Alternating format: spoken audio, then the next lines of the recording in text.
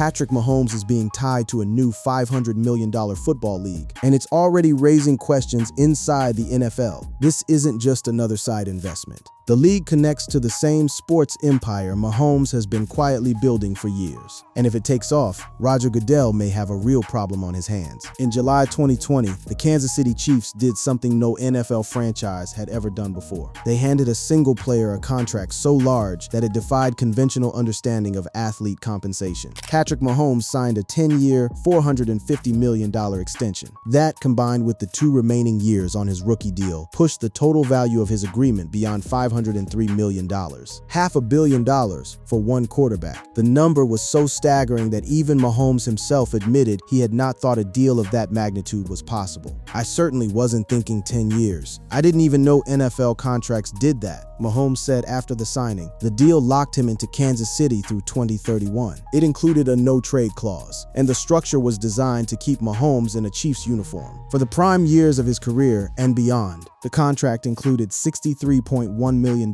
in guaranteed money at signing, with a maximum guarantee of $148.5 million. At the time, it was the single largest contract extension in the history of professional sports. But the deal was not merely about money. It was about power. It was about a franchise placing its entire future, its brand, its identity, its competitive window, in the hands of a player who had been a starter for only 2 seasons. And it was about a young man from East Texas who, as the ink dried, became something far more significant than just a quarterback. He became a financial institution unto himself. To understand the scale of the bet Kansas City made, you have to consider what Mahomes had accomplished. In those 2 brief years as a starter, he had won the league's Most Valuable Player award in his first full season, 2018, throwing 50 touchdown passes and terrorizing defenses, with a blend of arm talent and improvisation that the NFL had rarely witnessed. The following year, in February 2020, he guided the Chiefs to a Super Bowl victory, earning Super Bowl MVP honors and cementing himself as the face of the next generation of quarterbacks. Mahomes had accomplished more in his first 2 seasons as a starter than most do in an entire NFL career. He had rallied the Chiefs to 3 straight come-from-behind victories during that Super Bowl run, displaying a poise and resilience that made skeptics look foolish. And he did all of this before his 25th birthday, with a cannon arm that could launch footballs 70 yards, and a set of legs that allowed him to scramble out of collapsing pockets like a man outrunning a building demolition. The Chiefs did not see this as a gamble.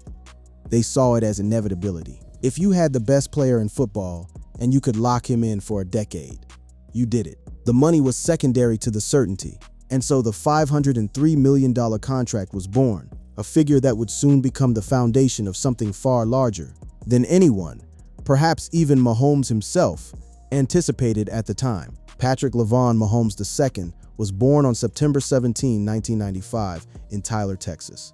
His father, Pat Mahomes Sr., pitched in Major League Baseball for 11 years, playing for 6 different franchises including the Minnesota Twins, the New York Mets, the Texas Rangers, and the Pittsburgh Pirates. The elder Mahomes was not a star.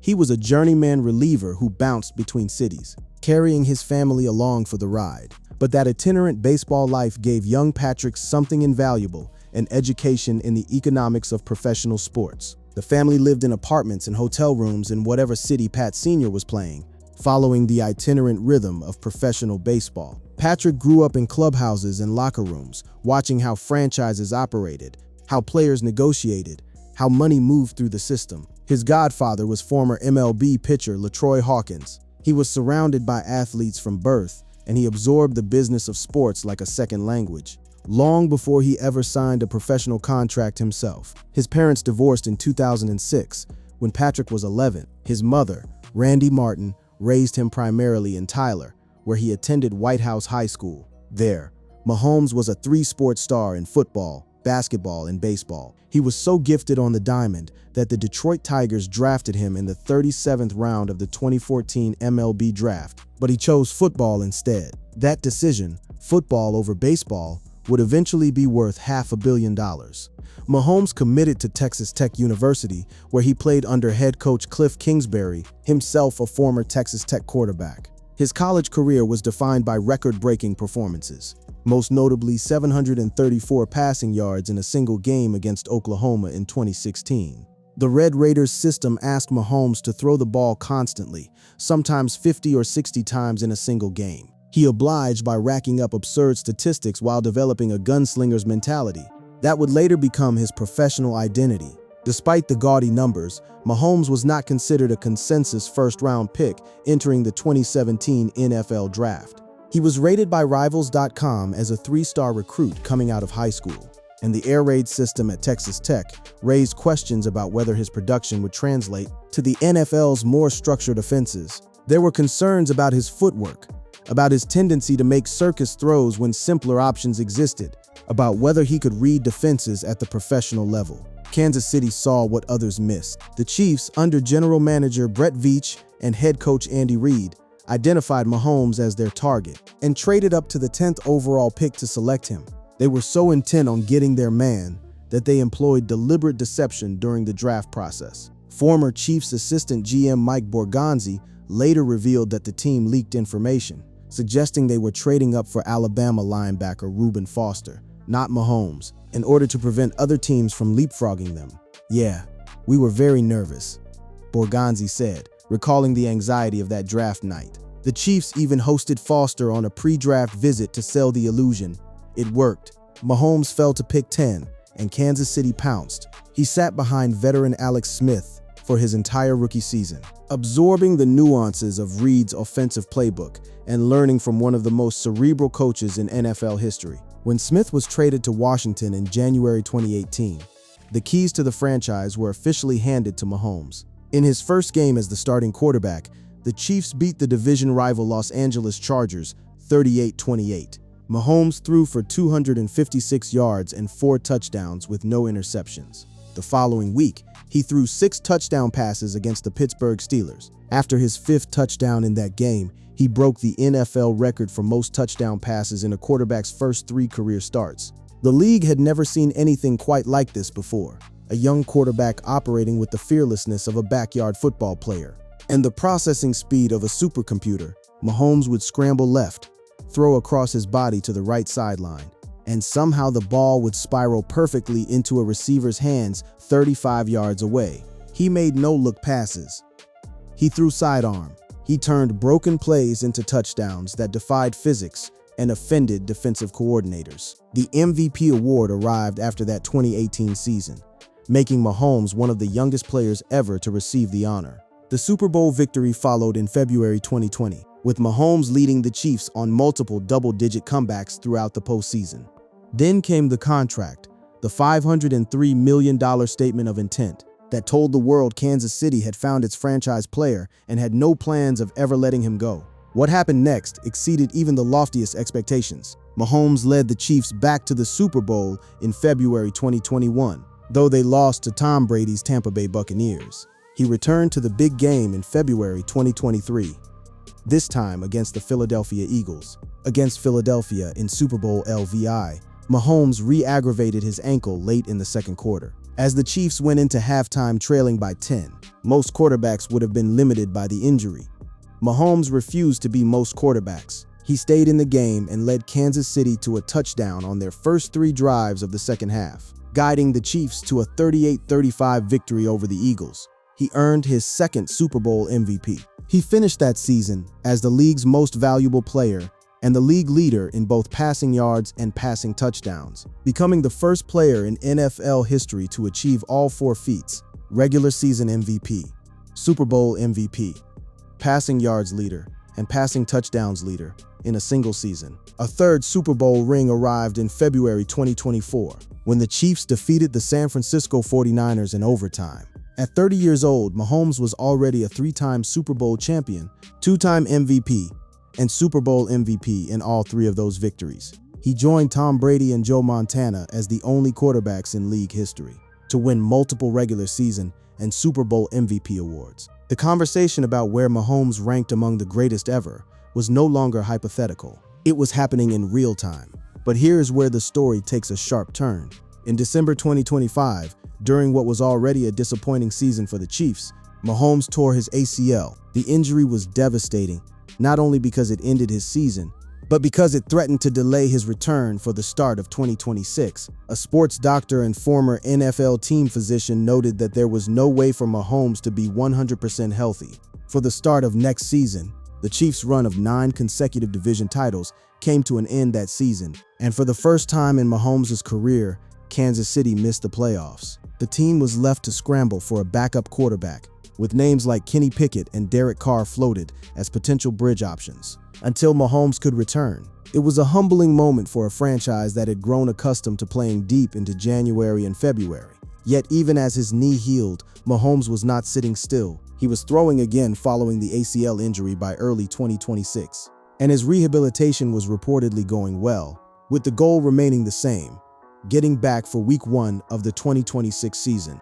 The Chiefs, meanwhile, made financial moves to build around his eventual return. They converted $54.45 million of Mahomes' 2026 salary into a signing bonus, creating $43.56 million in salary cap room. The restructure was a signal, not of weakness, but of strategic planning. Kansas City was preparing to reload. They signed reigning Super Bowl MVP Kenneth Walker III in free agency, added talent through the draft, and made it clear that the franchise's window was still open as long as Mahomes was under center. The contract that once seemed extravagant was now, by the standards of the rapidly escalating quarterback market, almost reasonable. Because here's the irony of that $503 million deal. By 2026, it looked like a bargain. Aaron Rodgers reached the $50 million per year threshold first, and Jalen Hurts and Lamar Jackson surged past it. Joe Burrow and Justin Herbert secured massive extensions of their own. Mahomes, the highest paid player in NFL history by total contract value, was no longer the highest paid player on a per-year basis. As one NFL analyst put it, the man who signed for $500 million was somehow still underpaid. No matter what he makes over his career, I'm sure one way or another, he'll be underpaid, Chiefs owner Clark Hunt said. That statement carried weight beyond its surface meaning. Hunt was acknowledging not just Mahomes' value on the field, but his value as a brand, as a cultural force, and as the engine that drove the entire Kansas City sports economy. Mahomes was not merely a player earning a salary. He was the most valuable human asset in professional football. And that distinction is important, because it explains what happened next. A man worth $500 million to one franchise. A man whose face appeared on State Farm commercials, Subway advertisements, Adidas campaigns, and Oakley billboards, was not content to be just a quarterback. The contract gave him financial security. But Mahomes, son of a journeyman baseball pitcher who had watched the business of sports operate from the inside since childhood, wanted something more. He wanted ownership. He wanted equity.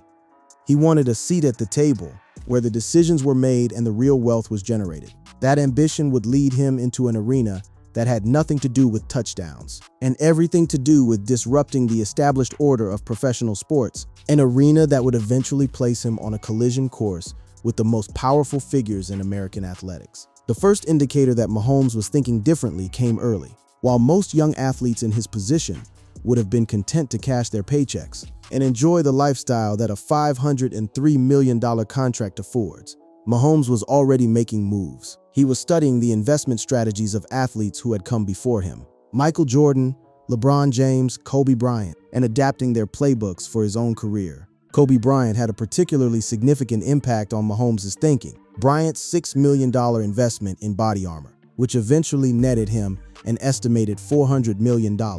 When the brand was sold to Coca-Cola for $5.6 billion in 2021, demonstrated the potential returns of early-stage investment in the right companies. Mahomes took note. He began to construct a portfolio not of impulse purchases, but of strategic positions in companies and franchises with growth potential.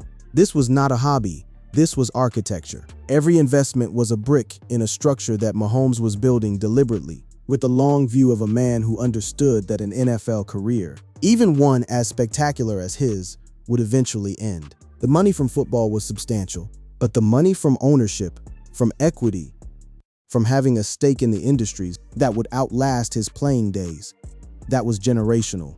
And Patrick Mahomes was thinking generationally. In 2021, Mahomes said openly, "I'm trying to build an empire off the field in every way."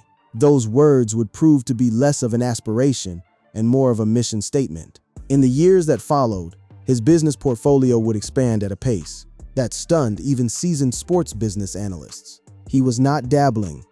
He was constructing something that, by the middle of the decade, would make him one of the most diversified athlete investors in American sports history. And the man building that empire was doing so while simultaneously dominating the sport that gave him the platform to build it. 3 Super Bowl victories, 2 league MVP awards, a contract worth more than $500 million, and all of that was merely the foundation.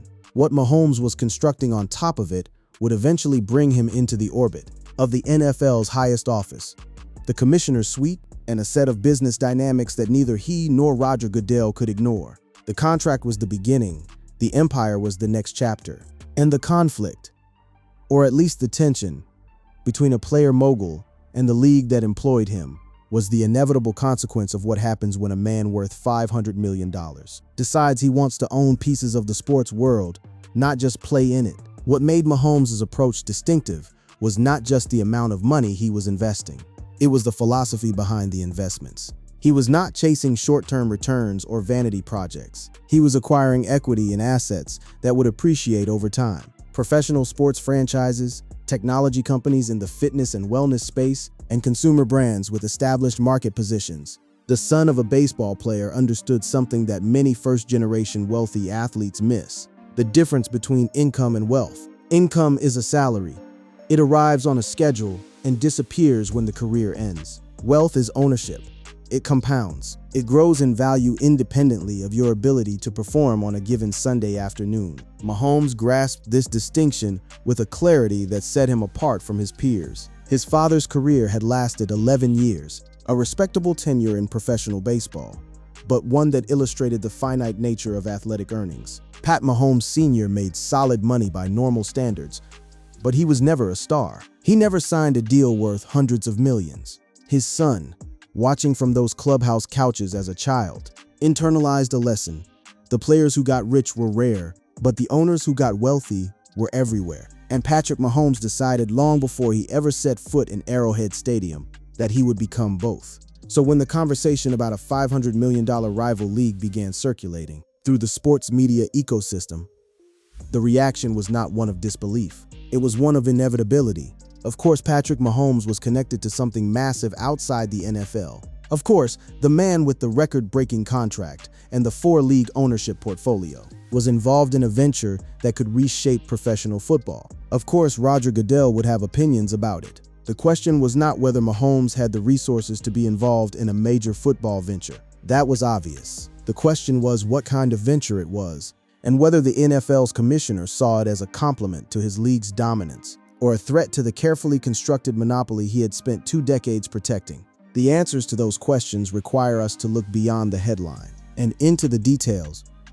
We need to examine the empire Mahomes has built, the new football league that has recently been announced, the graveyard of rival leagues that have tried and failed to challenge the NFL, and the mounting pressures that Roger Goodell faces from all sides. The story, as is often the case, is far more complicated and far more interesting than a single title can convey. Before we go further, consider this.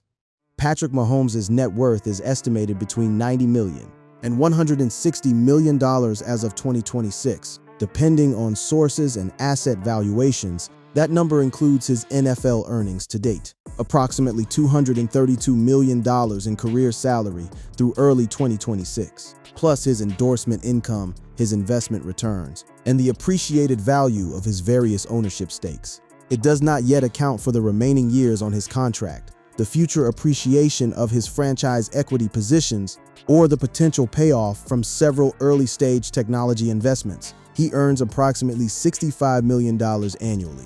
When combining his NFL salary with endorsement income from brands like State Farm, Adidas, and Oakley, that figure places him among the highest-earning athletes on the planet, irrespective of sport. And it continues to grow, year after year, as his brand power compounds alongside his on-field achievements. To put this in perspective, there are NFL franchise owners whose personal wealth is not dramatically larger than the total value of Mahomes' contract. The gap between the most powerful players and the ownership class has been narrowing for years, and Mahomes sits at the very tip of that trend. He is not an owner, but he is closer to becoming one, in both financial capability and strategic ambition, than any active NFL player in the history of the sport.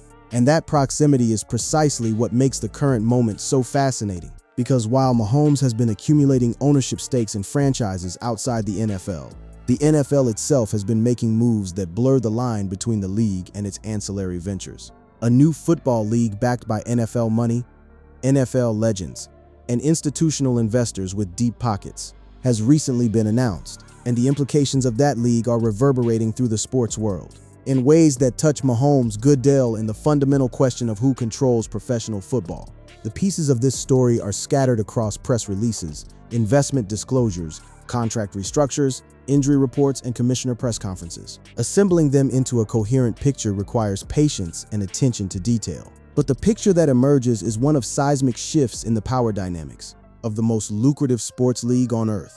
This is a story about money, $500 million of it, and then some. It is a story about ambition. The ambition of a quarterback who wants to be an owner, and the ambition of a commissioner who wants to grow his league's dominance into every corner of the globe. And it is a story about what happens when those two ambitions intersect, overlap, and occasionally collide.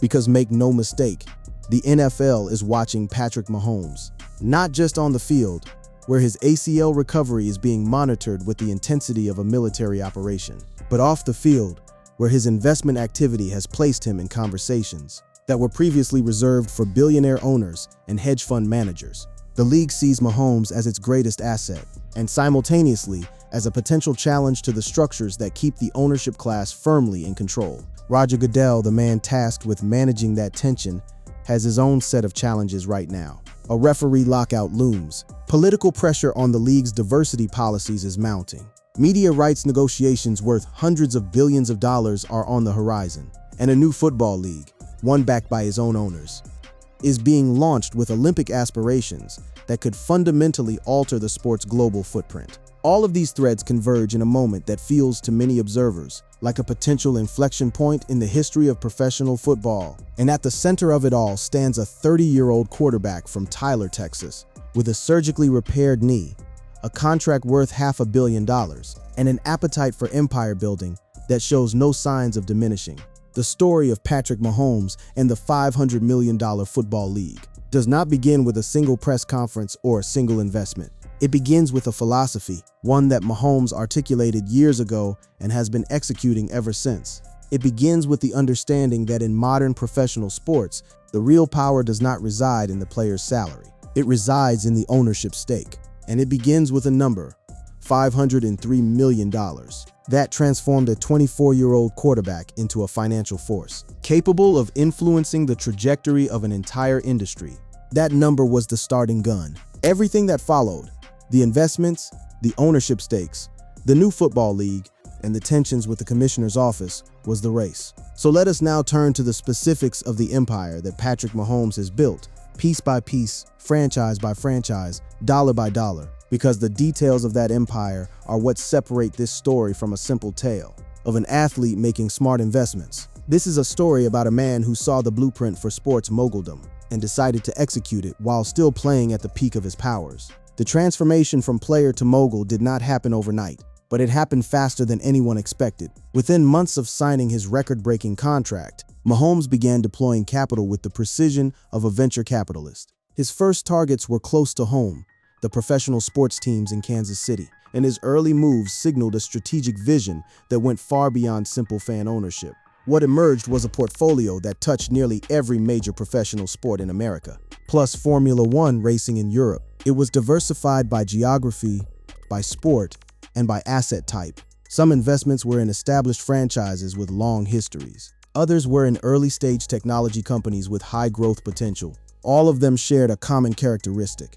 They were positioned to benefit from the secular trends driving the global sports industry, rising media rights values, increasing franchise valuations, and the growing commercialization of athletic competition. The quarterback who once said he didn't even know NFL contracts could last 10 years had, in the space of a few short years, become one of the most sophisticated athlete investors in history. And the scale of his ambition suggested that he was only getting started. The centerpiece of Patrick Mahomes' off-field empire is his constellation of professional sports ownership stakes. He holds minority ownership positions in 4 professional sports teams: the Kansas City Royals in Major League Baseball, Sporting Kansas City in Major League Soccer, the Kansas City Current in the National Women's Soccer League, and the Alpine Formula One team. Each of these investments represents a different facet of his business strategy, and together they form a portfolio that is remarkable in both its breadth and its intentionality. The Kansas City Royals investment came first and was perhaps the most personally meaningful. Mahomes has a 1% share in the Royals, the Major League Baseball franchise that shares his adopted hometown. For the son of an 11-year MLB veteran, purchasing a stake in a baseball team was not merely a financial transaction. It was a connection to the world he grew up in, a way of closing the loop between his father's career and his own ascendant trajectory in the sports business world. The Royals' investment also carried strategic value beyond its emotional resonance. Professional baseball franchise valuations have climbed steadily over the past decade, driven by lucrative TV contracts, real estate development around stadiums, and the scarcity of available ownership positions. A 1% stake may sound modest, but in a franchise worth hundreds of millions of dollars, even a small percentage translates into significant equity. And for Mahomes, the investment served as a calling card, a signal to the sports ownership community that he was a serious player, not a celebrity tourist. MLS franchise valuations have experienced extraordinary growth over the past decade, driven by new stadium construction, expanding television deals, and the increasing cultural relevance of soccer in America. Mahomes' investment in Sporting KC deepened his roots in Kansas City's sports ecosystem and positioned him to benefit from the league's continued expansion. The Kansas City Current investment carried additional layers of significance. Mahomes' wife, Brittany Mahomes, is a co-owner of the Kansas City Current, the city's NWSL team. Their joint involvement in women's professional soccer reflected a shared belief in the growth potential of women's sports, a sector that has experienced explosive audience and revenue growth in recent years. The NWSL in particular has attracted significant investment capital, as media rights deals have expanded and attendance figures have climbed. In 2023, Mahomes, along with teammate Travis Kelce and professional golfer Rory McIlroy, participated in a €200 million investment in the Alpine F1 team. Formula One is a global sport with a fan base that spans continents, and the investment represented Mahomes' first major foray outside the borders of American professional sports. It was a statement that his ambitions were not limited by geography. The Formula One investment also connected Mahomes to a broader network of sports entrepreneurs. Rory McIlroy, already a collaborator on the Alpine deal, would soon become involved in another venture that would prove enormously relevant to the current story. But that connection between the golf world and the football world, between the boardroom and the playing field, would not reveal its full significance until later. For now, the Alpine investment simply demonstrated that Mahomes was thinking on a global scale. Beyond franchise ownership, Mahomes assembled a portfolio of technology and consumer brand investments that demonstrated his understanding of growth sectors. He invested in Whoop, a wearable fitness technology company that was valued at $3.6 billion in 2021. He took a position in Hyperice, a company that produces hot and cold therapy equipment and massage guns for athletes, which was valued at $700 million as of 2020. Both companies operated in the athletic performance and recovery space, industries that Mahomes understood intimately as a professional athlete. He also invested in Buzzer, a sports streaming app, and BioSteel, a hydration company. Each investment reflected a deliberate bet on the intersection of sports, technology, and consumer wellness, sectors that were experiencing rapid growth and attracting significant venture capital. Mahomes was not simply lending his name to these companies. He was deploying capital, and in some cases, actively promoting the products through his platform. As one of the most recognizable athletes on earth, the restaurant and hospitality sector was another area where Mahomes planted his flag. His partnership with Whataburger, the beloved Texas-based burger chain, was particularly notable. He signed on with the franchise to bring 30 locations to the Missouri and Kansas area. Over the next 7 years, this was not a typical endorsement deal. It was a franchising arrangement that made Mahomes a business operator, not just a spokesperson. In 2025, Mahomes and Travis Kelce opened a steakhouse called 1587 Prime at the Loews Hotel Kansas City. The restaurant's name was a nod to their combined jersey numbers: 15 for Mahomes, 87 for Kelsey. It quickly became a destination for Chiefs fans, and a testament to the duo's influence on Kansas City's cultural landscape.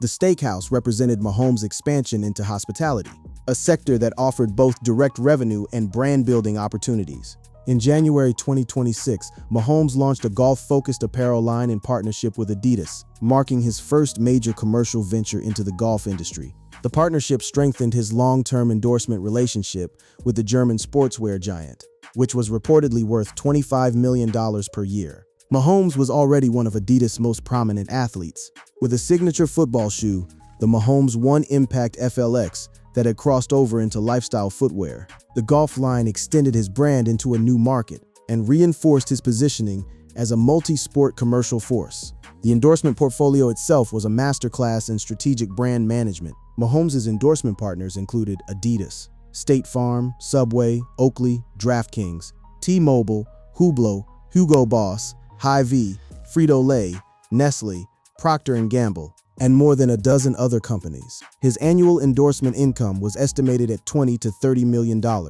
making him one of the highest-earning endorsers in professional sports, rivaling figures like LeBron James and Cristiano Ronaldo. What distinguished Mahomes' endorsement strategy was its emphasis on long-term partnerships, rather than one-off deals. He did not sign short-term contracts with a rotating cast of brands. Instead, he built deep relationships with a select group of companies, allowing his association with those brands to compound over time.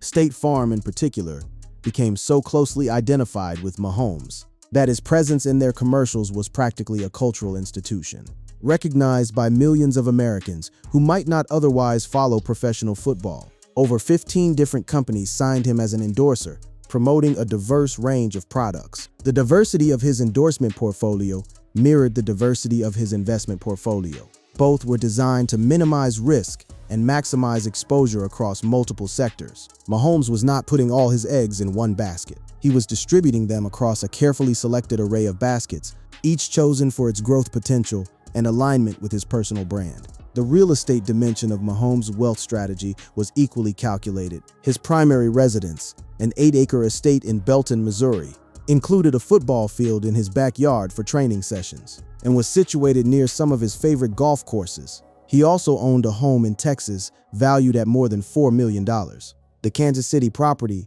in particular, was significant because of its timing. I actually decided to get the land, to get ready to build that right when I signed my contract here in Kansas City, Mahomes explained in the Netflix documentary series Quarterback. The decision to purchase land and begin building immediately after securing his long-term contract revealed the intentionality behind his approach. He was not waiting to see how things played out. He was committing to Kansas City, both geographically and financially, in a way that cemented his status as the city's most prominent resident. The property also reflected his transition from young athlete to family man.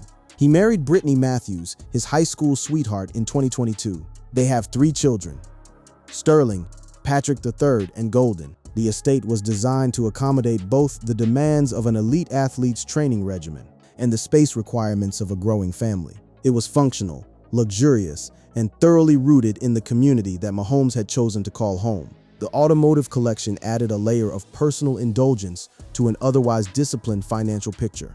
After signing his contract, Mahomes bought himself a Ferrari and purchased a Lamborghini for his wife, with the 2 cars costing nearly $600,000 combined. He also reportedly owned a Genesis and a custom Rolls-Royce. The watch collection was another expression of his newfound status, estimated to be worth more than $1 million, including a rare Rolex. These purchases represented a tiny fraction of his overall financial picture, but they served an important psychological and social function. Mahomes was not living like a monk. He was enjoying the fruits of his labor in ways that were visible and relatable.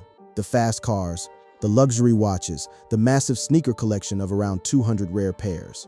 These indulgences humanized him and maintained his connection to the culture of young, successful athletes, even as his investment behavior placed him in the category of seasoned business operators. The balance between spending and investing was a signature of Mahomes' financial approach. He was generous with himself and his family, but he was also disciplined about putting money to work in assets that would appreciate.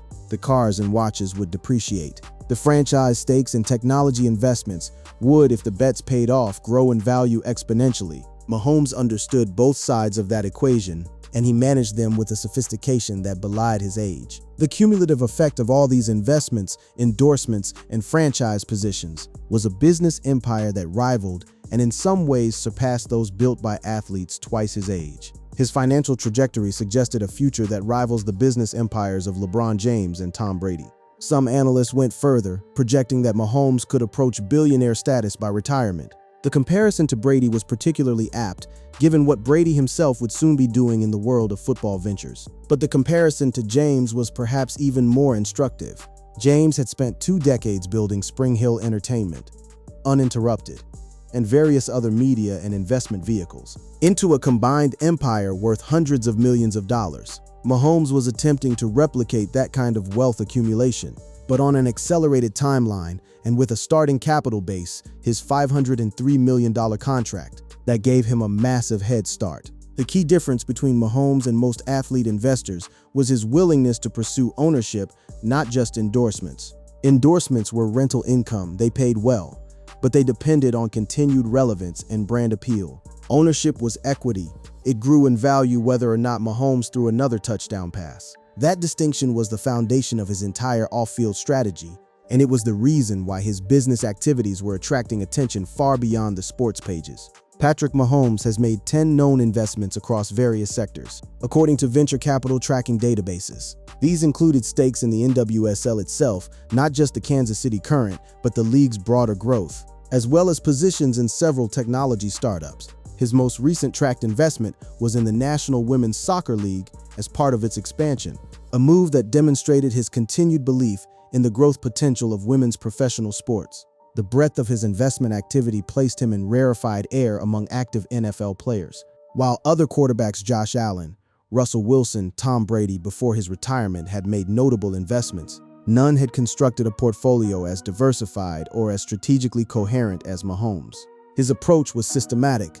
Identify high-growth sectors adjacent to the sports industry, take early positions, and leverage his personal brand to add value beyond the capital he deployed. It was this investment philosophy that made the connection between Mahomes and the recently announced football league so intriguing, because the new league, a professional flag football venture backed by NFL money and staffed by some of the biggest names in sports, operated at the intersection of several trends that Mahomes had been investing in for years: the global growth of football, the rise of media-first sports properties, and the increasing involvement of athletes in ownership. Mahomes was on pace to become the youngest athlete billionaire, according to some projections, a distinction that would place him alongside Tiger Woods, Michael Jordan, and a handful of others who had translated athletic greatness into 10-figure net worths. The path to that milestone ran directly through the appreciation of his ownership stakes, the continued growth of his endorsement portfolio, and the remaining payments on his NFL contract. Current projections suggest Mahomes could easily surpass $500 million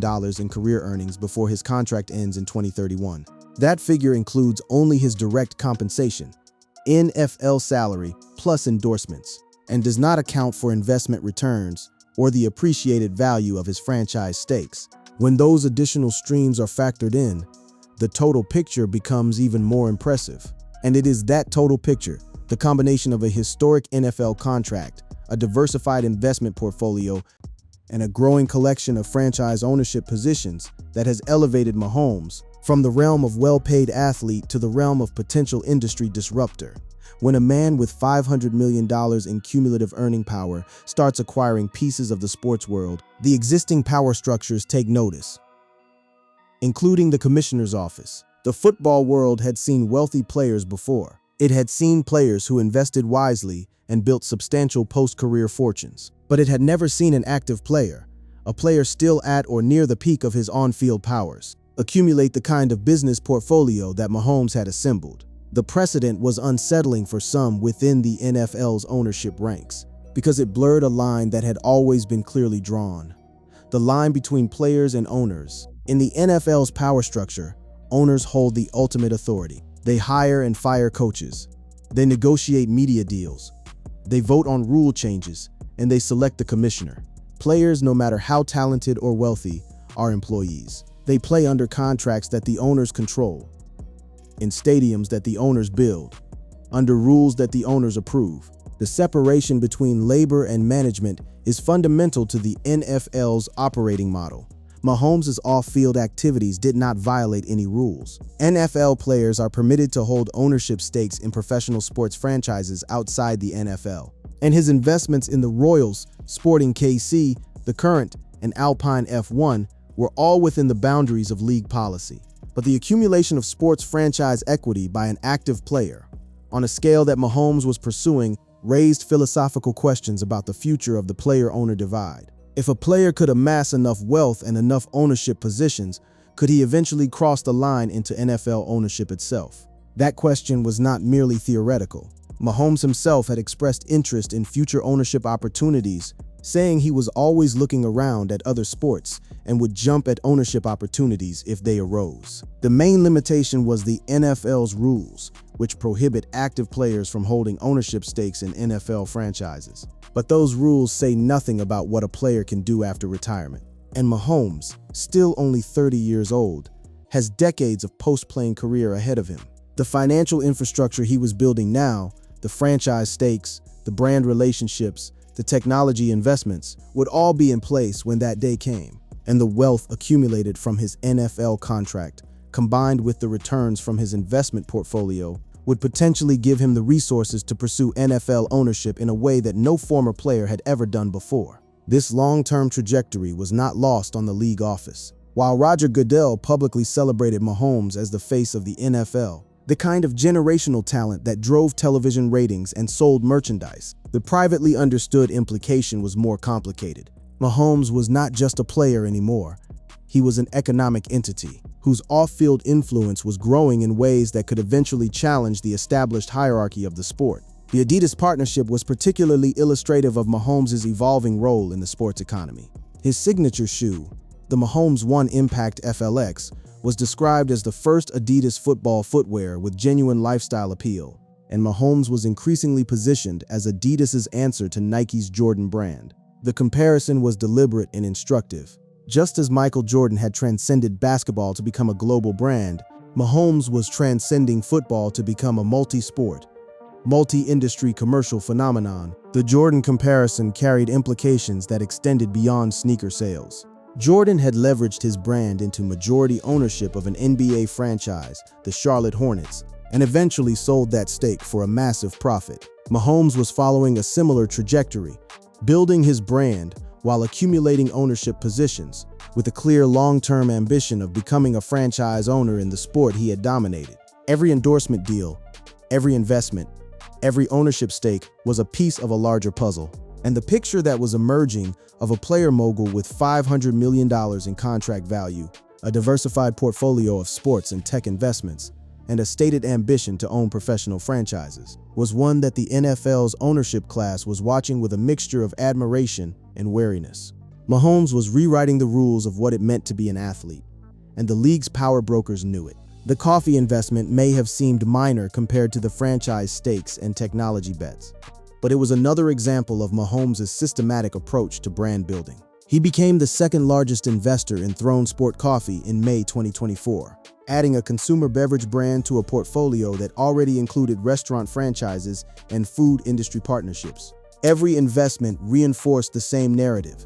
Mahomes was not just spending money, he was building an ecosystem. His charitable foundation, 15 and the Mahomies, added a philanthropic dimension that both burnished his brand and reflected genuine community engagement. The foundation focused on youth initiatives in Kansas City, reinforcing Mahomes' connection to the community and creating goodwill that enhanced his commercial value. Charitable giving, in the modern athlete mogul playbook, was not separate from business. It was integrated into the overall strategy of brand stewardship and long-term wealth creation. By early 2026, the totality of Mahomes' off-field activities painted a portrait of an athlete who had fundamentally redefined the relationship between playing a sport and building a business. He was not waiting until retirement to become an investor. He was not treating his football career as a separate chapter from his business career. He was running both simultaneously, using each to reinforce the other, and building toward a future in which his influence on professional sports would extend far beyond the white lines of a football field. wife Brittany Mahomes had built her own business empire, including the co-ownership of the Kansas City Current. Her entrepreneurial ventures complemented Patrick's ownership portfolio, creating a diversified family wealth structure that extended beyond his playing career. The Mahomes family as a unit was constructing a financial legacy designed to span generations, a deliberate choice that reflected lessons learned from watching his father navigate the uncertain economics of a journeyman baseball career. The family's collective wealth strategy was also notable for its emphasis on women's sports. Brittany's involvement with the Kansas City Current, combined with Patrick's investment in the NWSL's broader growth, positioned the Mahomes family at the forefront of one of the fastest-growing sectors in professional sports. As women's sports media rights continued to climb, and as institutional investors poured money into women's leagues. It was against this backdrop, a $503 million contract, a net worth approaching 9 figures, ownership stakes in 4 professional sports teams, investments in a dozen technology and consumer companies, and a brand partnership portfolio worth tens of millions annually, that the announcement of a new professional football league landed. And Patrick Mahomes' proximity to the forces behind that league made the sports world sit up and take notice. The question on everyone's mind was straightforward. Was the man who had been building an empire off the field now poised to challenge the league that employed him on it?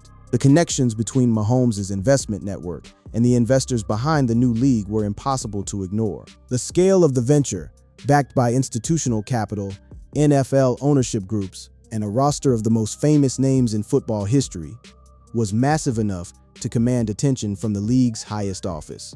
Roger Goodell, who had spent 2 decades cultivating the NFL's position as the dominant force in American professional sports, was facing a landscape that was shifting beneath his feet. The emergence of new football ventures, the growing financial power of superstar players, the demands of labor disputes, and the political pressures on league governance policies were all converging at the same moment. And at the center of that convergence was the most valuable player in the sport. To fully understand the dynamics at play, we need to step back and examine the history of rival football leagues, the ventures that have tried, and mostly failed, to challenge the NFL's supremacy.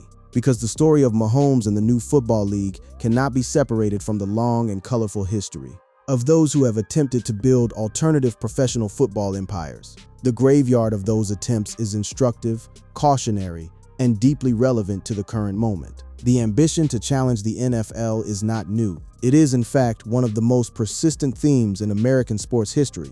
For as long as the NFL has existed as the dominant professional football league, entrepreneurs, rival owners, and disaffected stakeholders have attempted to create alternatives. Some of those attempts have been backed by enormous wealth. Some have attracted significant talent. A few have even enjoyed brief periods of competitive viability, but none have survived long-term. And the reasons for their failures are as relevant today as they have ever been. Understanding those failures is essential to understanding the current moment, because the new football venture that has recently been announced is not a traditional rival league.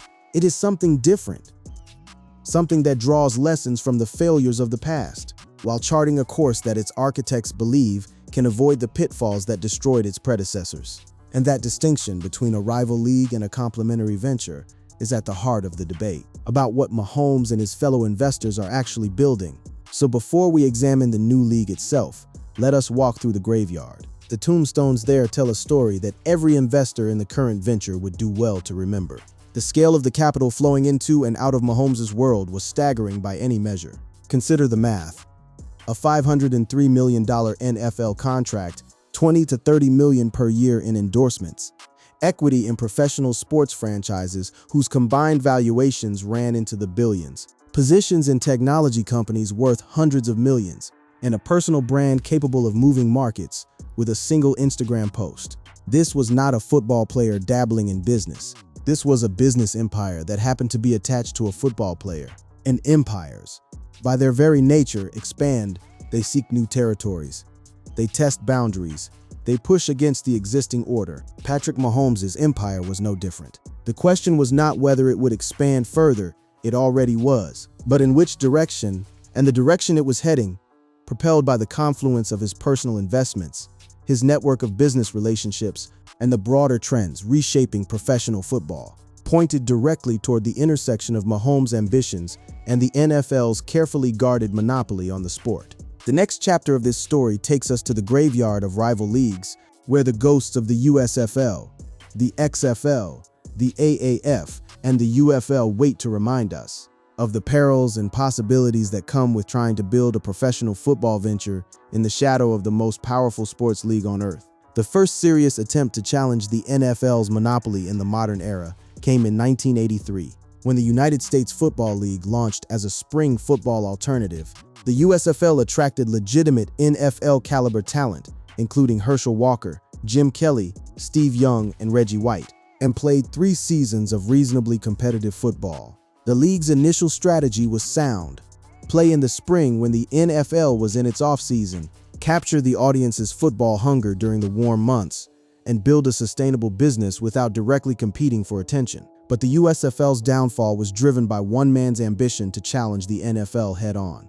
Donald Trump, who owned the New Jersey Generals, pushed aggressively for the league to move to a fall schedule where it would compete directly with the NFL for television viewers and stadium dates. The league followed Trump's lead, pivoted to a fall strategy, and then sued the NFL for antitrust violations. The USFL won the lawsuit. Technically, the jury found that the NFL had maintained a monopoly, but awarded only $1 in damages, tripled to $3 under antitrust law. The USFL folded after the 1985 season, having never played a game under the fall schedule. Its collapse demonstrated a principle that would be repeated over and over again in the decades to come. You cannot outmuscle the NFL. The league's entrenched position in American culture, its relationships with television networks, its control of the best playing venues, and its dominance of the talent pool made it an opponent that no rival league could defeat through direct confrontation. The XFL was the next high-profile attempt, launched in 2001 as a collaboration between Vince McMahon's World Wrestling Entertainment and NBC. The concept was football with attitude, fewer rules, more entertainment, and a production style that borrowed heavily from professional wrestling's emphasis on spectacle and character. The XFL debuted to enormous ratings, with its opening weekend drawing nearly 54 million viewers across its games. Then reality set in. The quality of play was poor. The wrestling-style presentation alienated serious football fans. Without attracting enough casual viewers to compensate, ratings cratered week after week, and NBC was hemorrhaging money on a product that audiences were abandoning in real time. The XFL lasted 1 season before being shut down, becoming a cautionary tale about the difference between generating hype and sustaining interest. McMahon was not deterred by the failure. He relaunched the XFL in 2020, this time with a more football-focused approach that emphasized competitive play over entertainment gimmickry. The relaunch was better received, with improved production values and a more credible football product. But it was immediately torpedoed by the COVID-19 pandemic, which forced the shutdown of the season after just 5 weeks. McMahon filed for bankruptcy and eventually sold the league, which was merged with the United States Football League's own reboot under the banner of the United Football League, or UFL. The Alliance of American Football, or AAF, represented a more sophisticated attempt at building an alternative football league. Founded in 2018 by media executive Charlie Ebersol and former NFL executive Bill Polian, the AAF was designed to complement the NFL rather than compete with it. The league played in the spring, used a developmental model that positioned itself as a talent pipeline for the NFL, and invested in cutting-edge technology, including real-time in-game data and a proprietary mobile app. The AAF debuted in February 2019 and immediately drew attention for its competitive games and innovative presentation. The on-field product was genuinely entertaining, with NFL-quality athletes showcasing their skills. In front of modest but engaged audiences, the league appeared to have cracked the code that had eluded its predecessors. Find a niche that the NFL does not occupy, fill it with quality football, and build a sustainable business in the gaps. But the AAF had a fatal flaw: insufficient capitalization. Despite securing initial backing from investors, the league was burning through cash at an unsustainable rate, and its revenue streams, ticket sales, modest television contracts, were not yet generating enough income to cover operating costs. After just 8 weeks, the AAF suspended operations and filed for bankruptcy, becoming the shortest-lived professional football league in modern memory. The lesson was brutal but clear. Even a well-conceived alternative football league could die if its financial foundation was not solid enough to weather the inevitable early losses. The UFL, formed from the merger of the revived XFL and USFL properties, continued to operate as a spring football league, but with modest ambitions and limited national visibility. Its existence was proof that there remained an appetite for professional football outside the NFL's calendar, but also proof that satisfying that appetite at a profit was enormously difficult. The league survived, but it did not thrive, and its cultural footprint was negligible compared to the NFL's dominant position. Each of these failed ventures shared common characteristics. They were undercapitalized relative to the challenge they faced. They could not attract enough top-tier talent to make the on-field product truly compelling. Their TV deals were insufficient to generate the revenue needed for long-term sustainability, and they were, to varying degrees, undermined by the NFL's enormous competitive advantages: brand recognition, media partnerships, player contracts, stadium access, and cultural penetration that no startup league could match. The NFL did not need to actively sabotage its rivals. Its mere existence, its dominance of the sports calendar, its control of the best talent through contractual mechanisms, and its stranglehold on the most lucrative broadcasting deals was enough to starve competitors of the oxygen they needed to survive. The NFL was not a market leader. It was a market reality, and every rival league that forgot that reality was doomed to learn it the hard way. But the failure of rival leagues did not discourage everyone. In fact, the pattern of failure created an odd kind of optimism among certain investors who believed that the sheer magnitude of the American appetite for football meant that there had to be room for another league if only the right model could be found. The challenge was not whether people wanted more football. They clearly did. The challenge was whether a non-NFL football product could be packaged, marketed, and monetized in a way that made business sense. The evolution of the media landscape in the 2020s fundamentally altered that calculation. The rise of streaming platforms, the fragmentation of traditional TV audiences, and the explosion of social media as a content distribution channel created new opportunities for sports properties to reach audiences without relying exclusively on the broadcast networks that the NFL dominated. A league that could leverage these new platforms, that could create content designed for digital consumption rather than traditional linear television, might find an audience and a revenue model that had not been available to its predecessors. This insight, that the future of alternative football might lie not in competing with the NFL on its own turf, but in occupying a different media ecosystem entirely, was at the core of the new venture that was about to be announced. And the investors behind that venture included some of the most sophisticated sports business operators in the world. People who had studied the failures of the USFL, the XFL, the AAF, and the UFL, and believed they had found the formula that would finally work. The timing of the new venture was also significant. By the mid-2020s, several converging trends had created a window of opportunity for a new professional football product. First, the inclusion of flag football in the 2028 Los Angeles Olympics had given the sport unprecedented global visibility and institutional credibility.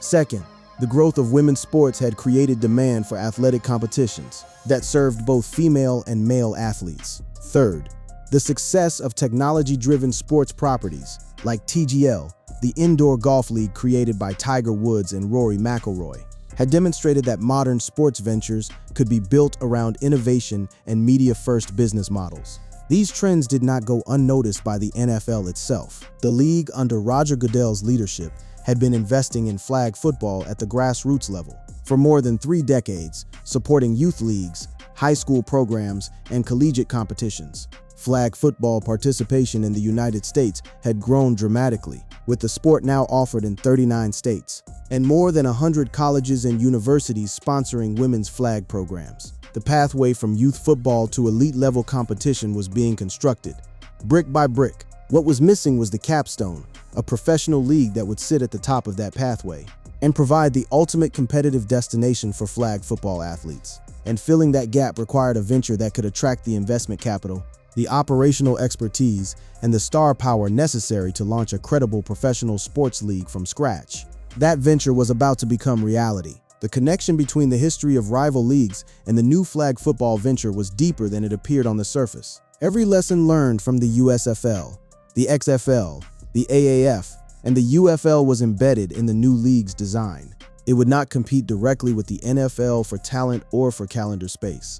It would not position itself as an alternative to the existing product. Instead, it would occupy a different space entirely, a complementary space that expanded the overall football ecosystem rather than dividing it. This approach was fundamentally different from anything that had come before. Previous rival leagues had tried to steal the NFL's audience. The new venture was trying to grow the audience, to bring new fans, particularly international fans and fans of women's sports, into the football family. And because the NFL itself was a partner in the venture, rather than an adversary, the new league had access to resources, relationships, and institutional support that no previous alternative football product had ever enjoyed. The distinction between rival and partner would prove central to the debate about what the new league represented. Was it a threat to the NFL's dominance? Or was it an extension of the NFL's dominance, a tentacle reaching into new markets that the existing league could not serve directly? The answer depended on whom you asked, and the range of responses revealed the complexity of the forces at work. The financial graveyard of alternative football leagues was not a story of insufficiency of effort or imagination. It was a story of structural disadvantage. The NFL's competitive moat, the combination of brand, talent, media, and cultural penetration that protected its market position, was simply too deep and too wide for any startup league to cross. Even leagues backed by hundreds of millions of dollars in capital could not overcome the fundamental asymmetry between an established monopoly and a new entrant. But that moat had a vulnerability, one that was becoming increasingly apparent in the era of global media and Olympic sports. The NFL's moat protected tackle football, the specific format of the game played by men weighing 250 to 350 pounds, on 100-yard fields with elaborate protective equipment. It did not protect football as a concept. The throwing, the catching, the running, the strategic play calling that made the sport captivating regardless of the specific rule set. Flag football, a version of the sport that stripped away the tackling and the equipment, while preserving the essential athleticism and tactical complexity, existed in a space that the NFL's moat did not fully cover. It was football, but it was not the NFL's football. It was faster, more accessible, less physically punishing, and more adaptable to non-traditional formats and venues. And it was about to become an Olympic sport, which would give it a level of international legitimacy that no amount of marketing could replicate. The Olympic factor was transformative. When the International Olympic Committee announced that flag football would be included in the 2028 Los Angeles Games, it instantly elevated the sport from a recreational activity to a global athletic discipline. Countries around the world began building national programs. TV networks began negotiating broadcast rights. Corporate sponsors began evaluating the sport's commercial potential. The entire economic calculus of professional flag football changed overnight. Flag football will make its Olympic debut at the Los Angeles 2028 Games, solidifying flag's rapid ascension as a global sport. The timing was perfect for a new professional league, ride the wave of pre-games publicity, and establish itself as the definitive competitive home for the world's best flag football athletes. The league would serve as both a destination for elite players and a showcase for the sport's commercial viability. It was into this environment, one defined by Olympic momentum, global growth, historical lessons from failed rival leagues, and the increasing financial power of athlete investors, that the announcement of a new professional flag football league was made. And the list of names behind that announcement would send shockwaves through the sports world, connecting the dots between Patrick Mahomes' investment network, the NFL's strategic ambitions, and Roger Goodell's vision for the future of football. The pattern of rival leagues failing was not merely an American phenomenon. Around the world, alternative professional football leagues had struggled to gain traction against the NFL's global brand. The NFL Europe League, which operated from 1991 to 2007, under the NFL's own sponsorship, failed to build a sustainable fan base on the continent and was ultimately shuttered. The International Federation of American Football organized world championships and continental competitions, but these events attracted limited media coverage and modest audiences. The NFL's international games, played in London, Mexico City, and more recently in Germany and Australia, had proven that there was global demand for American football. But that demand was concentrated around the NFL brand itself, not around the sport generically. Fans in London filled Wembley Stadium to watch the Jacksonville Jaguars, not because they loved the Jaguars, but because they loved the NFL. The brand was the draw, not the sport. And that distinction had enormous implications for anyone attempting to build an alternative professional football product. Flag football offered a potential solution to this problem because it was a different format of the sport, more accessible, less equipment intensive, and now blessed with Olympic legitimacy. It could build its own brand, independent of the NFL's. A professional flag football league would not need to compete with the NFL for the existing tackle football audience. It could cultivate a new audience entirely, one that might eventually become a pipeline for NFL fandom, or might simply exist as a parallel community of football enthusiasts. The technology dimension of the new league was another factor that set it apart from its predecessors. Previous alternative football leagues had been built on the same basic model as the NFL. Live games played in large stadiums, broadcast on linear television networks, and marketed through traditional advertising channels. The new venture was being designed from the ground up for the digital age, with a media-first approach that prioritized streaming, social media engagement, and interactive fan experiences.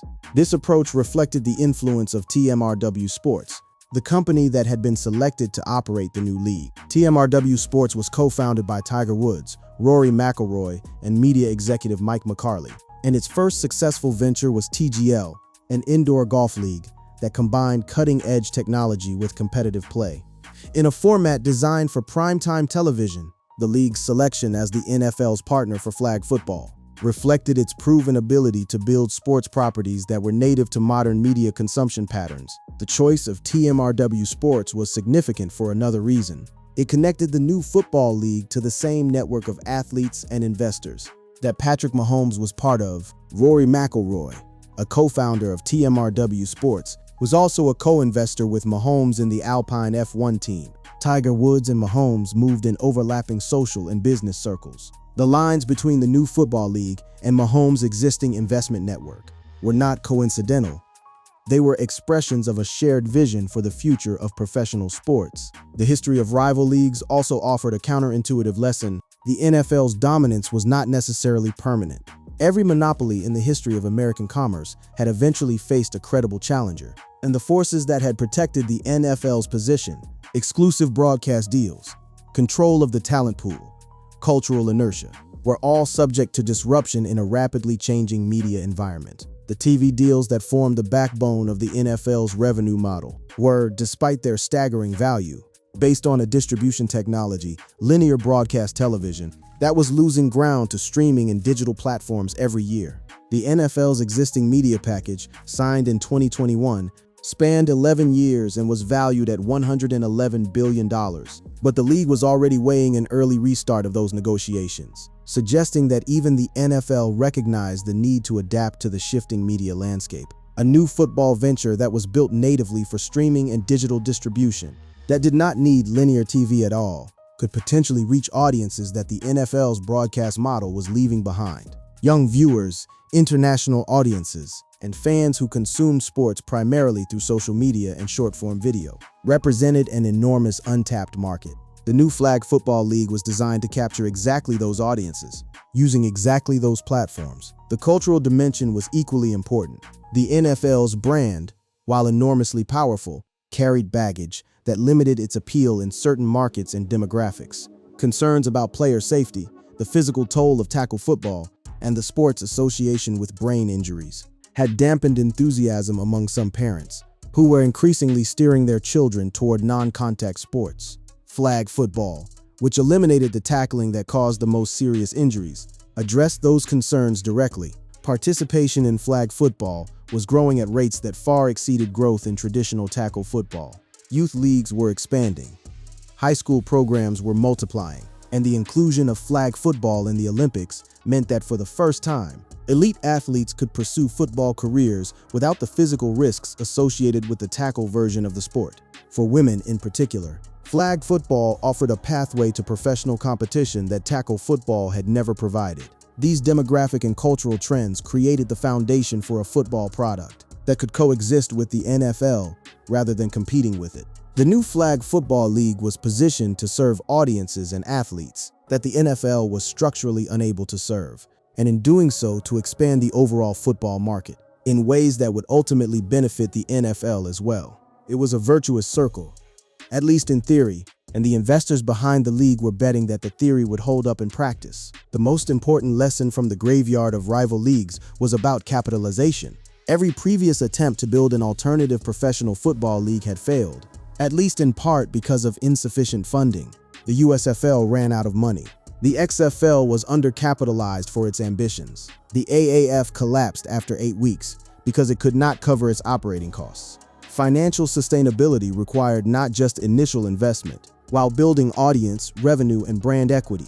The new Flag Football League was backed by a level of institutional capital: 6th Street, Bessemer Venture Partners, and Blue Pool Capital. These were not wealthy individuals writing speculative checks. They were sophisticated investment firms with deep pockets and long-time horizons. Their involvement signaled confidence in the league's business model and provided the financial foundation needed to sustain operations through the inevitable growing pains. Additional investors included 776, the investment firm founded by Alexis Ohanian, co-founder of Reddit, along with Apex Capital, Arctos Partners, Bolt Ventures, Next, Legacy Partners, Trenches Capital, and Tribe Ventures. The diversity and depth of the investor pool was unprecedented for an alternative football venture and provided a financial moat that the USFL, XFL, and AAF had never possessed. The star power behind the league was equally impressive. The investment group included Pro Football Hall of Famers Peyton Manning, Joe Montana, Steve Young, and Larry Fitzgerald, as well as Tom Brady, Eli Manning, Russell Wilson, Bobby Wagner, and Arik Armstead. The involvement of these football legends and active players gave the league instant credibility in the football community and signaled to potential fans, sponsors, and media partners that this was a venture backed by people who understood the sport at its deepest level.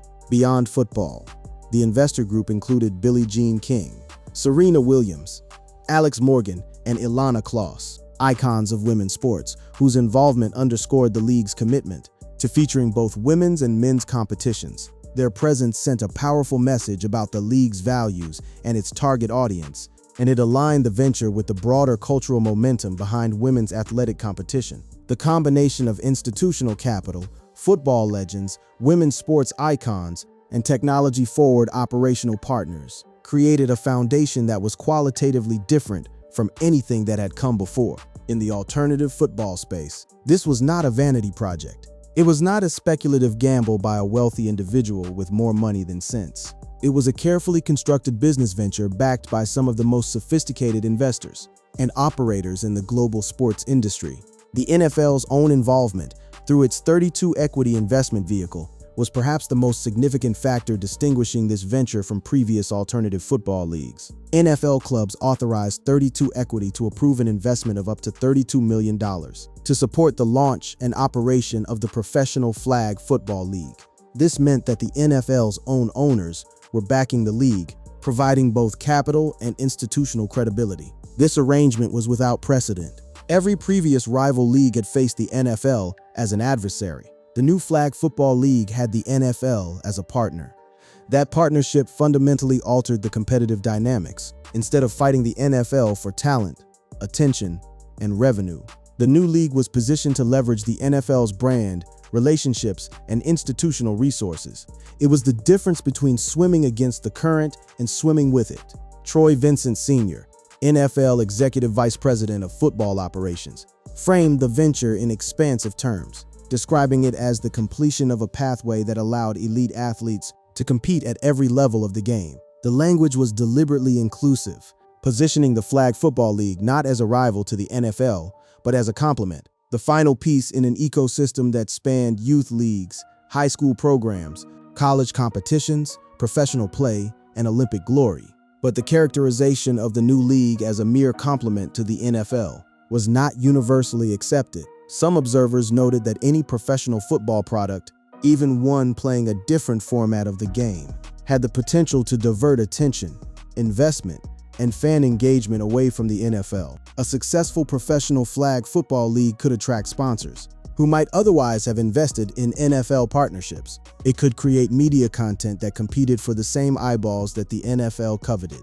And it could establish a precedent for professional football existing outside the NFL's direct control. This tension between the league's stated complementary positioning and its potential competitive impact was at the heart of the dynamic between the new venture and Roger Goodell's office.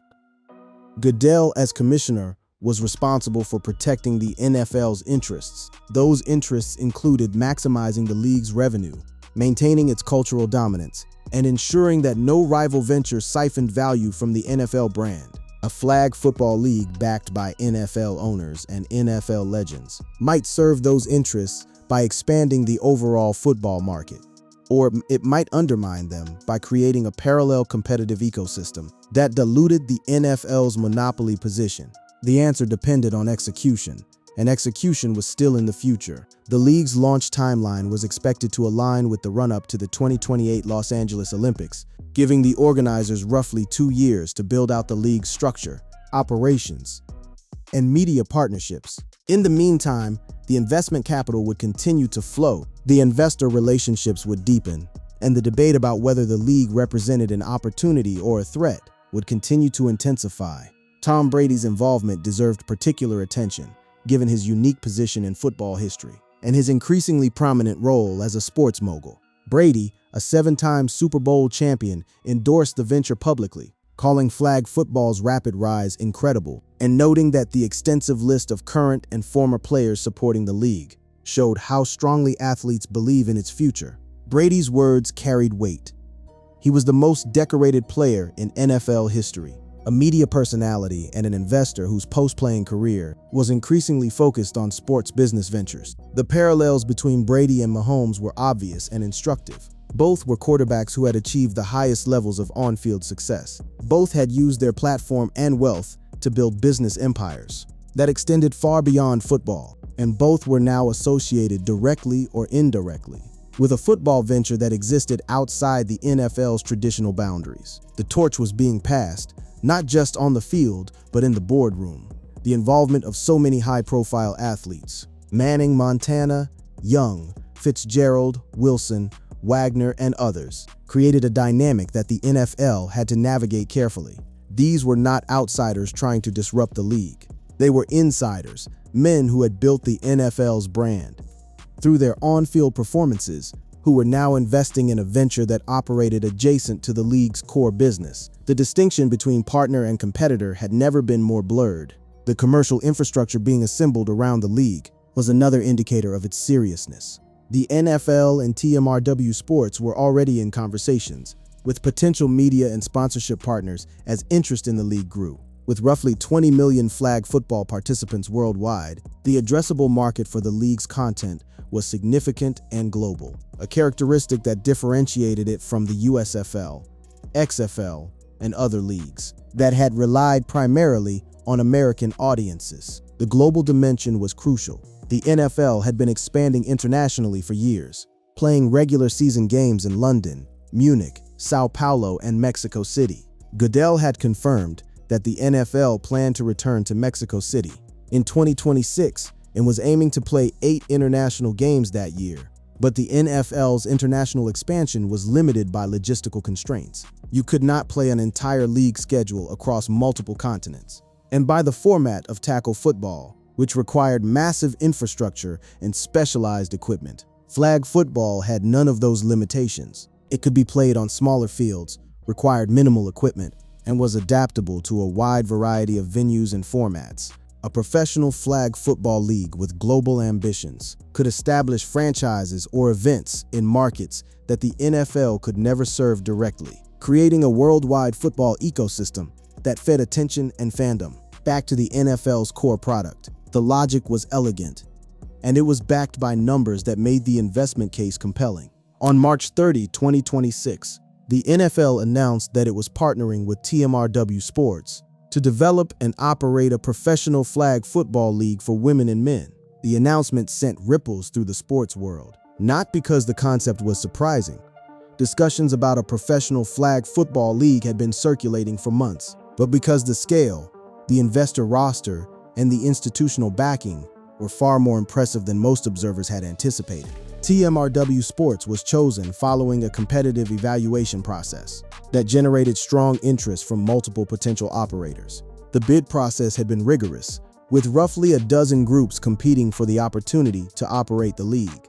Among the finalists were TMRW Sports and a group led by former NFL running back Curtis Martin, which included Avenue Capital's Mark Lazary. Other groups that had engaged in the process included TKO Group, SMAC Entertainment, Connect Ventures, and Alexis Ohanian's 776 investment firm. The selection of TMRW Sports reflected the NFL's preference for an operator with a proven track record in building technology-driven sports properties. TGL, TMRW Sports' first venture, a primetime team golf league in partnership with the PGA Tour, had demonstrated the company's ability to combine competitive sports with cutting-edge technology and modern media distribution.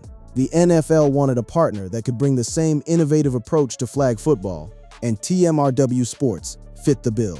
Mike McCarley, founder and CEO of TMRW Sports, framed the opportunity in transformative terms, describing how the inclusion of flag football in the 2028 Olympic Games aligned with a shared vision between TMRW Sports and the NFL to fuel fandom and participation worldwide. The league was positioned not as a standalone venture, but as the culmination of a decades-long investment in flag football's development, the professional tier atop a pyramid that included youth leagues, high school programs, college competitions, and Olympic play of previous alternative football leagues.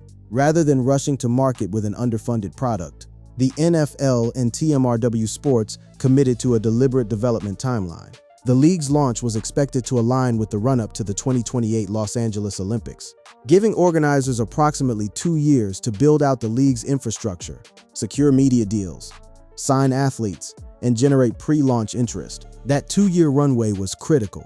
It allowed the league to avoid the fate of the AAF, which had collapsed after just 8 weeks.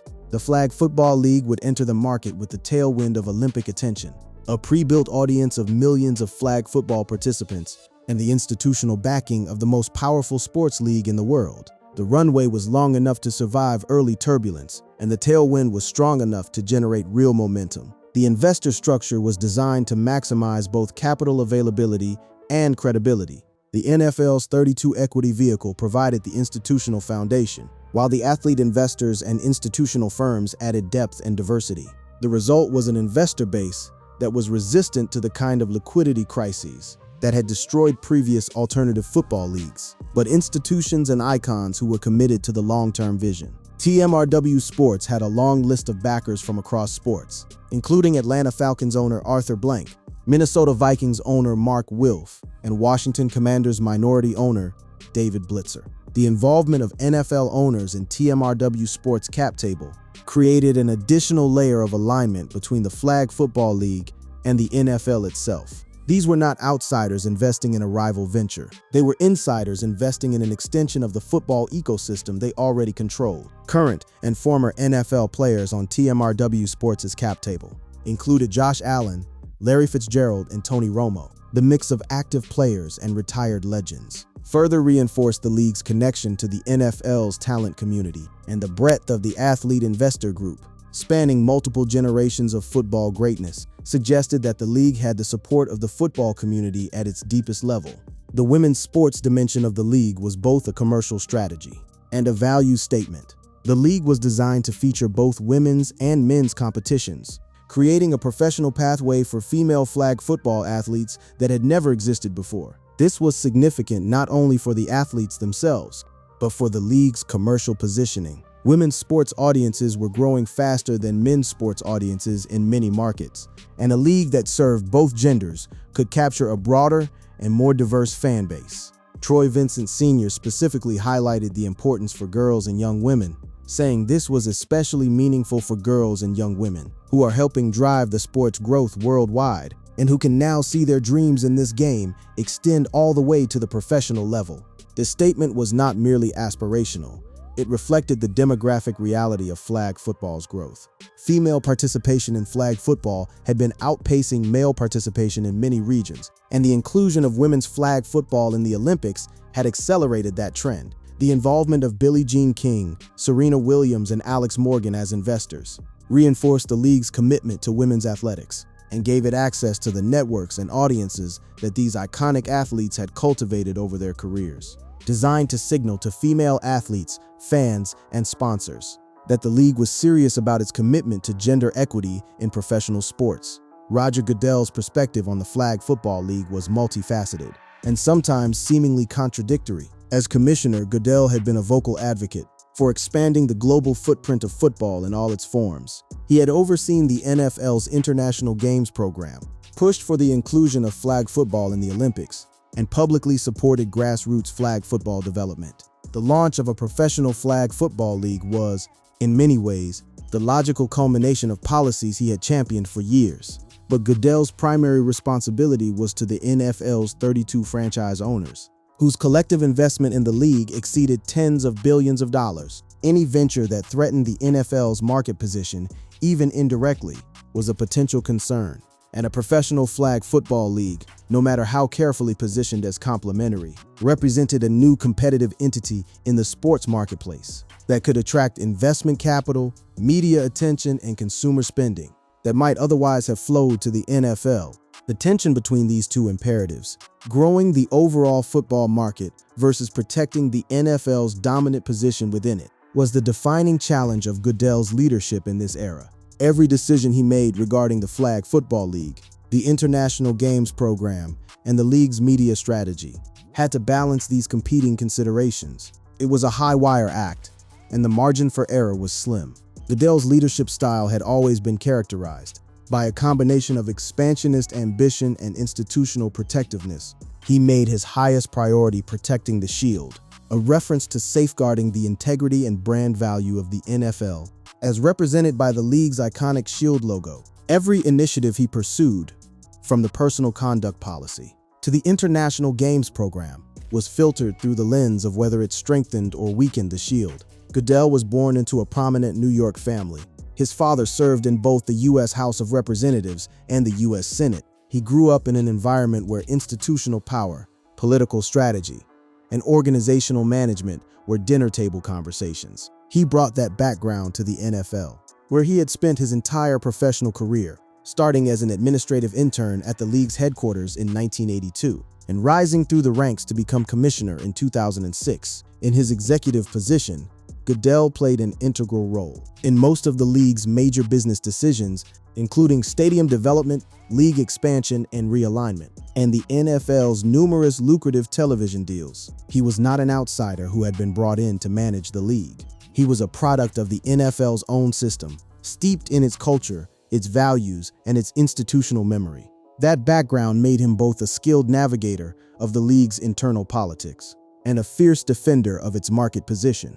But Goodell's tenure had not been without controversy. His handling of disciplinary matters, from the Deflategate scandal involving Tom Brady to various player conduct cases, had drawn criticism for its apparent inconsistency and for the concentration of power it placed in the commissioner's hands. One of his earliest acts was the implementation of a personal conduct policy in 2007, which made Goodell the arbiter of punishment for players' on- and off-field conduct. Although initially applauded, the policy generated increasing criticism over the years, as the perceived capriciousness of his rulings became a recurring controversy. The concussion crisis was another area where Goodell faced scrutiny. He had to oversee the NFL's response to growing evidence of concussion-induced brain damage in football players, a challenge that called into question the fundamental safety of the sport he was promoting. The league's initial resistance to acknowledging the link between football and chronic traumatic encephalopathy, or CTE, damaged its credibility and created a public relations crisis that lingered for years. These controversies were relevant to the current story because they illustrated the pressures that Goodell operated under and the stakes involved in every decision he made. The launch of a professional flag football league was, in some respects, an acknowledgement that the future of football might look different from its past, that a sport built on controlled violence might need to offer alternative expressions of itself to survive and grow in a world increasingly concerned about athletes' safety and well-being. The referee dispute that was consuming Goodell's attention in 2026 added another layer of complexity to the story.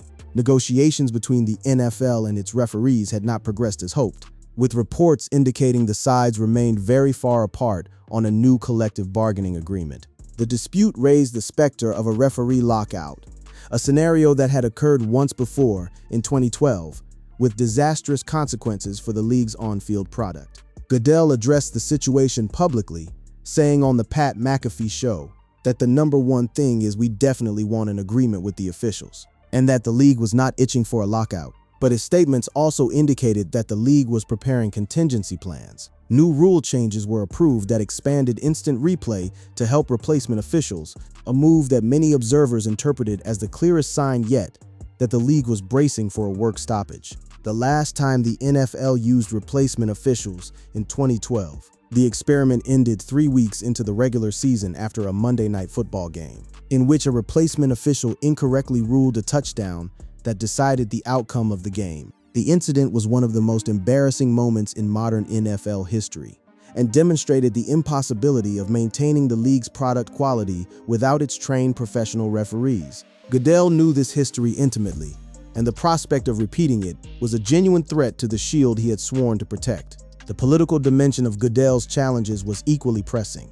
Florida's Attorney General sent a letter to Goodell saying the league's Rooney Rule, which requires teams to interview minority candidates for head coach, general manager, and coordinator positions, amounted to blatant race and sex discrimination. The challenge came amid a broader national debate about diversity initiatives, and it forced Goodell to navigate the intersection of league policy, political pressure, and social values. Goodell's response was firm. One thing that doesn't change is our values, and we believe in diversity and its benefit to the National Football League. He noted that the Rooney Rule had been around for more than 2 decades, and that the league would continue to evolve it, but the political pressure was real, and it represented another front in the multi-directional battle that Goodell was fighting to maintain the NFL's position and reputation. The media rights landscape was yet another area demanding Goodell's attention.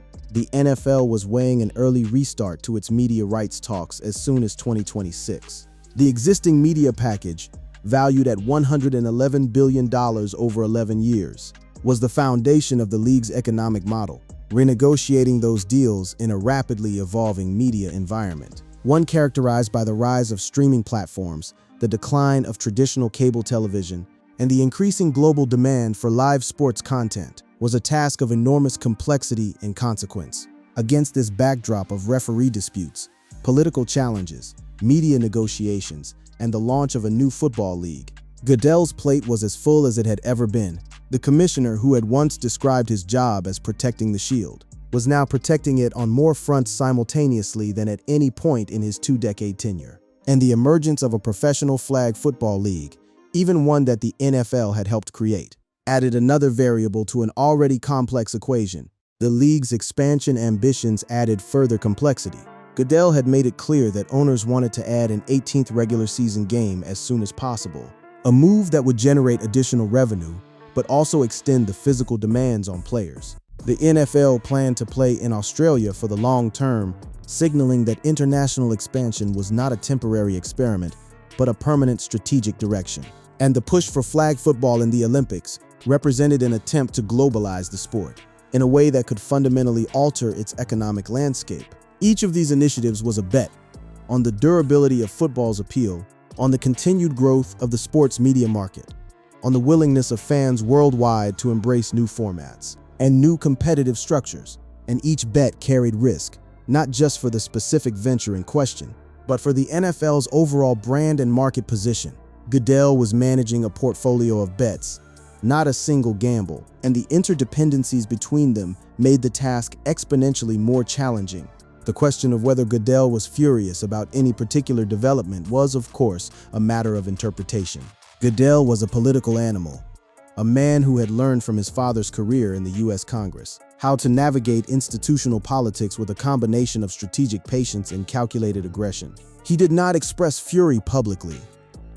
He expressed concern, he expressed resolve, and he expressed confidence. The fury, if it existed, was directed inward or channeled into the backroom negotiations where the real decisions were made. But the accumulation of pressures, the referee dispute, the political challenges to league policies, the media rights negotiations, the international expansion, the flag football league, and the growing economic power of superstar players like Mahomes was creating a level of institutional stress that even the most skilled commissioner would find difficult to manage. The NFL under Goodell was growing faster and in more directions than ever before, but that growth was accompanied by risks that multiplied with every new initiative. The Flag Football League, in particular, represented a kind of institutional paradox. Goodell had supported its development. The NFL's owners had funded it. The league's branding and messaging positioned it as a complement to, not a competitor of, the NFL, but the very act of creating a new professional football entity, one with its own athletes, its own media deals, its own sponsors, and its own institutional identity, introduced a variable into the equation that could not be fully controlled. And for a man whose career was built on control, that uncertainty was deeply uncomfortable. The connections between the various threads of this story were becoming increasingly difficult to ignore. Mahomes' investment network overlapped with the investors behind the Flag Football League. The league itself was backed by NFL owners, operated by a company co-founded by one of Mahomes' business partners, and populated by athletes who moved in the same circles as Mahomes. The man with the $500 million contract was at the center of a web of sports business relationships that touched the Flag Football League at multiple points. This was not a conspiracy. It was a network, the kind of overlapping, self-reinforcing network of relationships and investments that characterizes the upper echelons of the sports business world. Mahomes, Brady, Manning, McElroy, Woods, and the institutional investors behind the Flag Football League were all part of a community of sports moguls who invested in each other's ventures, sat on each other's advisory boards, and shared a common vision for the commercialization of professional athletics. The question was whether that network's activity, specifically the launch of the Flag Football League, constituted a threat to the NFL, a complement to it, or something in between. And the answer to that question was not fixed.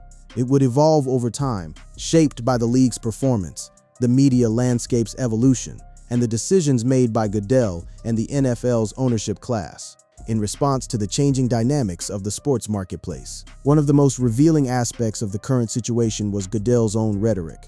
In his public statements, he consistently framed the Flag Football League as an expression of the NFL's growth strategy, not as a challenge to it. He spoke about expanding the football ecosystem, about creating opportunities for athletes at every level, about growing the sport globally. This language positioned the league as a natural extension of the NFL's mission, fully aligned with the commissioner's strategic vision. But behind the carefully crafted public statements, there were legitimate concerns. The establishment of any independent sports entity, even one backed by NFL money, created a precedent for professional football existing outside the NFL's direct control. If the Flag Football League succeeded, it would establish a proof of concept for non-NFL professional football. And that proof of concept, combined with the financial resources and star power of the investor group behind it, could eventually embolden future attempts to create alternative tackle football leagues. The history of sports is filled with examples of complementary ventures evolving into competitive threats. Minor leagues that were designed to develop talent for major leagues eventually became rival entities. Regional leagues that were meant to serve local markets grew into national competitors. The NFL's Flag Football League might remain complementary forever, or it might, over time, develop an institutional identity and an economic engine powerful enough to challenge the existing order.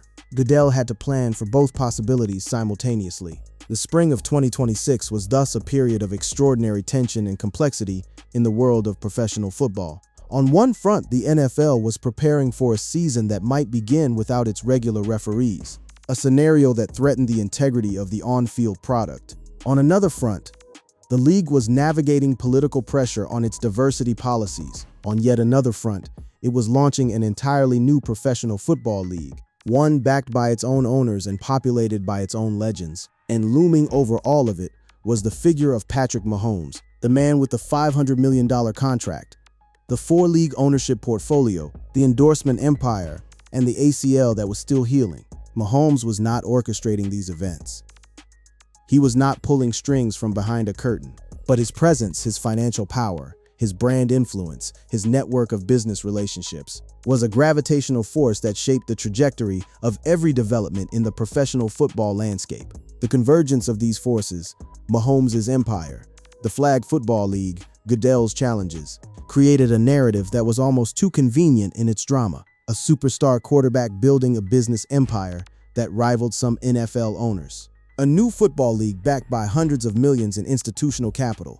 A commissioner fighting battles on multiple fronts while trying to maintain the appearance of calm and control. The pieces fit together too neatly to be coincidental and too loosely to constitute a single coherent conspiracy. What was clear was that the power dynamics in professional football were shifting, and that the shift was accelerating. The players, led by Mahomes and his generation of athlete investors, were accumulating financial resources and business sophistication at a rate that was closing the gap between labor and management. The commissioner's office was expanding the league's footprint into new territories and new formats, creating opportunities but also vulnerabilities, and the investor class was pouring capital into football-adjacent ventures at unprecedented levels, creating a constellation of sports properties that orbited the NFL without being fully contained by it. These shifts did not mean that the NFL was in crisis. Far from it. But they did mean that the NFL's monopoly on professional football, the assumption that had underpinned the league's business model for decades, was being tested in ways that were qualitatively different from the crude challenges of the USFL or the XFL. The test was not whether a rival league could match the NFL's production quality or talent level. No flag football league would ever rival the NFL in those dimensions. The test was whether the broader football ecosystem, flag leagues, international ventures, Olympic competitions, technology-driven sports properties, could create enough institutional infrastructure outside the NFL's direct control to alter the balance of power in the professional football marketplace. That was a more subtle challenge, and one that Goodell took far more seriously than any brute force rival league attempt. For Mahomes specifically, the current moment represented both a personal challenge and a professional opportunity. His ACL injury had temporarily removed him from the field, but it had done nothing to slow his off-field activities. If anything, the forced break from football had given him more time to focus on his business empire, to deepen his involvement in his investment portfolio, and to position himself for the next phase of his career. He was throwing again by early 2026, and his stated goal was to be ready for Week 1 of the 2026 NFL season. The Chiefs, bolstered by the $43.56 million in cap space created by his contract restructure, were adding talent around him. The stage was being set for a comeback narrative that could define the 2026 season.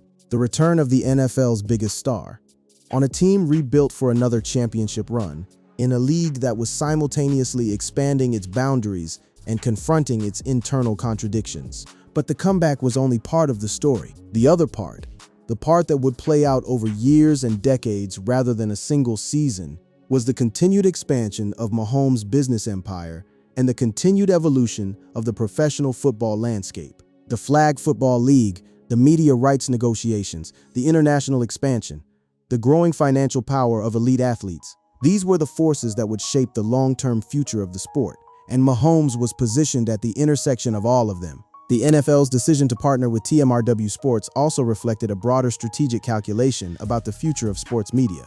Traditional sports broadcasting, built around appointment viewing on linear television networks, was giving way to a more fragmented, on-demand media landscape, in which streaming platforms, social media, and short-form video were capturing an increasing share of audience attention.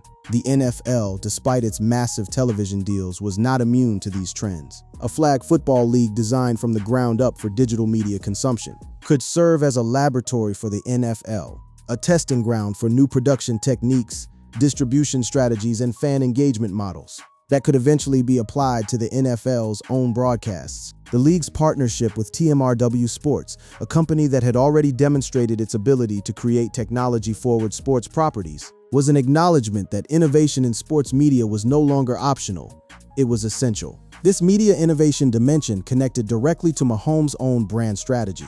His endorsement portfolio and social media presence had made him one of the most visible athletes in the world, and his understanding of digital media was more sophisticated than that of any previous generation of NFL stars. A new football league built for the digital age was not just a business opportunity for Mahomes. It was a natural extension of the media ecosystem he already inhabited and influenced. The institutional investors behind the Flag Football League added a level of financial sophistication that no previous alternative football venture had possessed.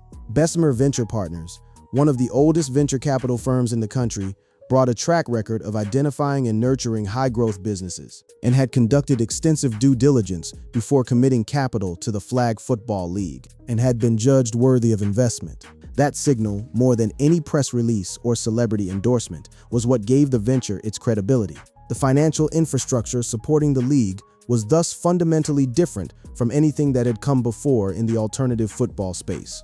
It was not dependent on a single wealthy backer who might lose interest or run out of patience. It was supported by a diverse coalition of institutional investors, NFL ownership groups, and individual athletes, each of whom had independent reasons to support the venture and independent resources to sustain it through the inevitable early challenges. The capitalization problem that had killed the USFL, the XFL, and the AAF was, for the first time, genuinely addressed. Now we arrive at the question that has been hovering over this entire story, the question implied by the title and deferred through tens of thousands of words of context, history, and analysis. Did Patrick Mahomes really launch a $500 million rival NFL league? And is Roger Goodell truly furious about it? The answer to both questions is more nuanced than the title suggests, and that nuance is what makes the story genuinely interesting rather than merely sensational. Let us start with Mahomes. The $500 million figure in the title refers not to the budget of a rival league, but to the total value of Mahomes' contract with the Kansas City Chiefs. The 10-year, $450 million extension that, combined with his remaining rookie deal, totaled $503 million. That contract, signed in 2020, was the financial foundation that enabled everything else: the investments, the ownership stakes, the endorsement empire. But the contract itself was with the NFL, not against it. Mahomes did not take $500 million and use it to launch a rival football league. He used it to build a diversified business empire that touches professional football in multiple ways. The new Professional Flag Football League, announced on March 30, 2026, was not launched by Mahomes. It was launched by the NFL in partnership with TMRW Sports. It was backed by NFL owners through 32 Equity. It was invested in by NFL legends and active players. Mahomes' name did not appear on the official announcement. His investment network overlapped with the league's investors through his connection to Rory McIlroy and the broader TMRW Sports ecosystem, but he was not listed as a direct backer of the flag football venture. That distinction matters enormously. The title suggests a scenario in which Mahomes personally deployed $500 million to create a league designed to compete with the NFL. A move that would represent the most dramatic act of player rebellion in the history of professional sports. The reality is far more complex and in many ways far more interesting. What Mahomes has done is build an off-field empire so vast and so strategically positioned that his financial influence is felt across multiple dimensions of the sports world, including dimensions that the NFL itself is expanding into. The Flag Football League is not a rival to the NFL. It is by design a partner of the NFL.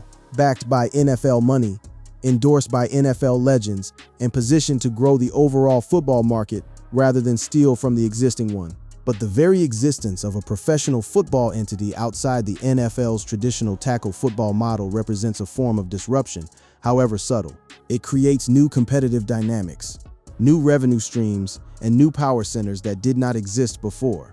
And Mahomes, through his network of investments and relationships, is connected to those new power centers in ways that give him influence beyond what any active player has previously possessed. The framing of Mahomes as the force behind a $500 million rival league is thus a simplification, but not a fabrication. The $500 million figure is real. It is his contract. The new league is real. It was announced by the NFL and TMRW Sports. The connections between Mahomes' business network and the league's investor base are real, through McIlroy, TMRW Sports, and the broader sports mogul ecosystem.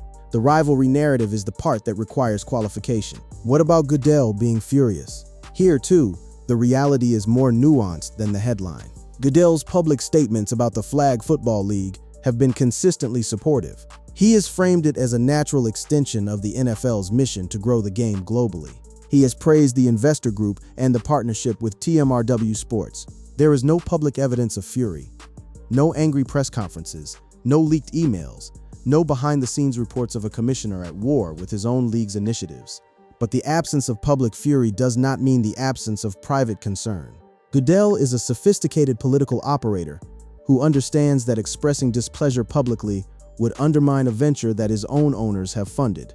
Behind the scenes, the dynamics are almost certainly more complicated. Any venture that creates professional football outside the NFL's traditional boundaries is a potential risk to the league's monopoly position, and Goodell would be negligent in his duties as commissioner if he were not at least cautious about the long-term implications. The more accurate characterization of Goodell's position is one of strategic vigilance, a watchful awareness that the football landscape is shifting in ways that could eventually challenge the NFL's dominance, combined with a calculated willingness to participate in that shift rather than be overtaken by it. He is not furious, he is attentive, and he is managing a set of competing pressures: referee negotiations, political challenges, media rights, international expansion, and the flag football league that would test the capacity of any leader. The referee dispute is perhaps the area where Goodell's frustration has been most visible. The negotiations between the NFL and its referees had stalled, with the commissioner himself admitting that things had not progressed as hoped.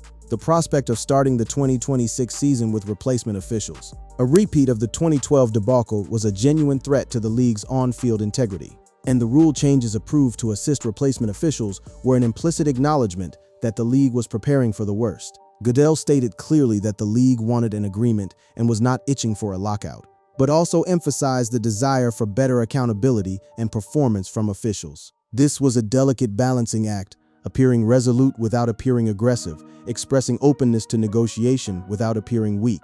It was classic Goodell, controlled, calibrated, and aware of the audience watching every word.